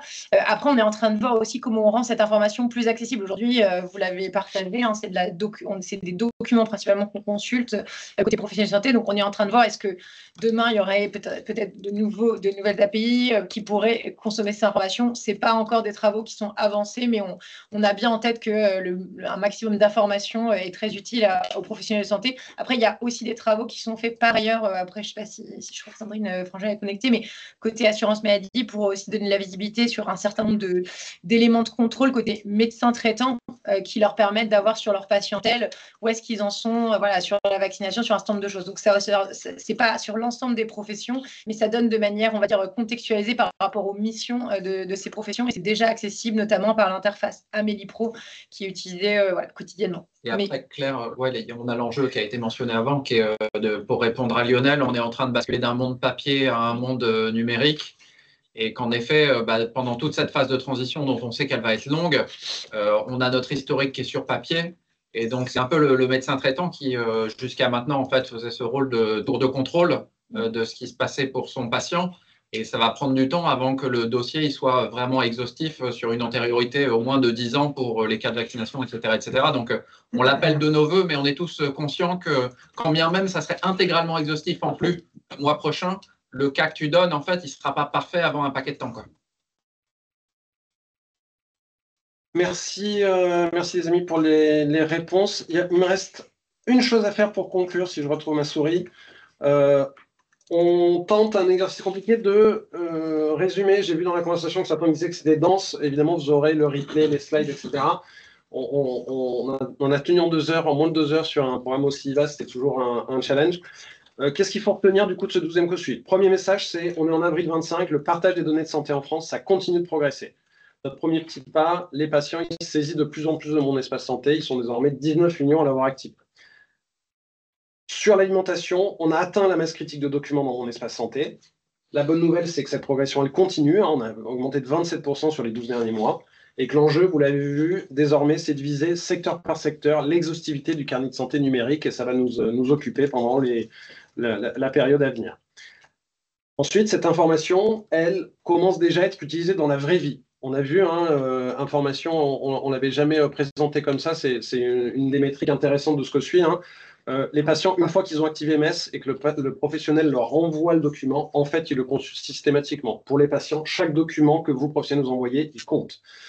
Du côté des professionnels, on l'a vu et on l'a entendu même dans la bouche de Cyril, ça commence à apparaître, mais on est vraiment au tout début de l'histoire et on a encore un paquet de travail pour faire en sorte que ce soit effectivement suffisamment fluide. Deuxième message à retenir sur le médico-social, on a franchi un jalon important avec la fin de la vague 1.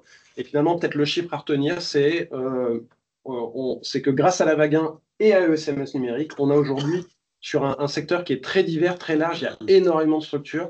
Il y a 2 structures sur 3 qui ont aujourd'hui un DUI référencé Ségur. Et on a vu que la dynamique d'usage, elle commence à s'enclencher, mais évidemment, ça nécessite d'être confirmé dans les mois à venir. Et puis, dernier message, un peu comme d'habitude, on continue à garder le cap pour la suite du Ségur. On ne lâche pas l'affaire. On l'a vu à l'hôpital, on a devant nous un défi qui est à la fois technique et organisationnel pour arriver à horizon, on espère, du T1-27 sur une masse critique d'établissements qui, dans la vraie vie, peuvent effectivement consulter le DMP du patient. En imagerie et en ville, les dispositifs ils sont aujourd'hui publiés ou quasiment publiés pour la médecine de ville et l'ANS attend de pied ferme les éditeurs désormais.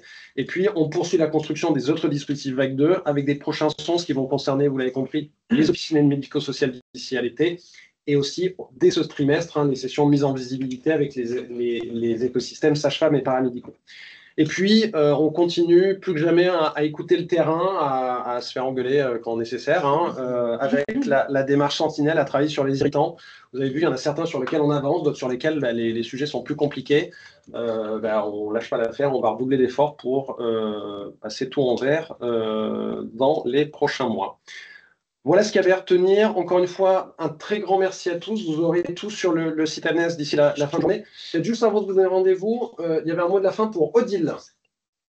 Oui, merci Benjamin et bonjour à tous. Je voulais profiter de ces quelques minutes là pour vous dire tout le plaisir que j'ai eu à travailler avec vous, que maintenant je passe la main et que vous l'avez vu dès ce matin puisque c'était Mériadec qui était à la manœuvre pour vous présenter les travaux sur le médico-social. Voilà, je passe la main pour vivre de nouvelles aventures, mais la main va être bien reprise avec la Dream Team, donc Mériadec que vous avez vu ce matin, mais aussi Morgane Berthelot, que vous connaissez tous déjà sans doute, et qui va reprendre le flambeau pour faire avancer les travaux dans le secteur médico-social. Et donc, merci à tous. Ça soulève plein de petits cœurs et je suis très, très émue. Merci à tous. En tout cas, c'était un plaisir de travailler avec vous tous. Voilà. Un immense merci, Odile. Le plaisir a été partagé. On souhaite plein de bonheur dans tes nouvelles aventures et puis plein de bonheur à l'équipe qui te succède. Pour continuer à diffuser le numérique dans le médico-social. Voilà, un immense merci à tous. Vous aurez tout sur le site de l'ANS d'ici de fin de journée. Et prochain rendez-vous, on se donne rendez-vous mercredi 5 novembre dans ce même format pour faire le même exercice, 360 degrés sur tout ce super programme Ségur numérique. Et d'ici là, vous avez tout sur le site de l'ANS, on vous a remis le lien. Et vous aurez tous les liens divers et variés. J'ai vu qu'il y avait pas mal de demandes de liens dans la conversation. Vous l'aurez dans le support. Un grand merci à tous.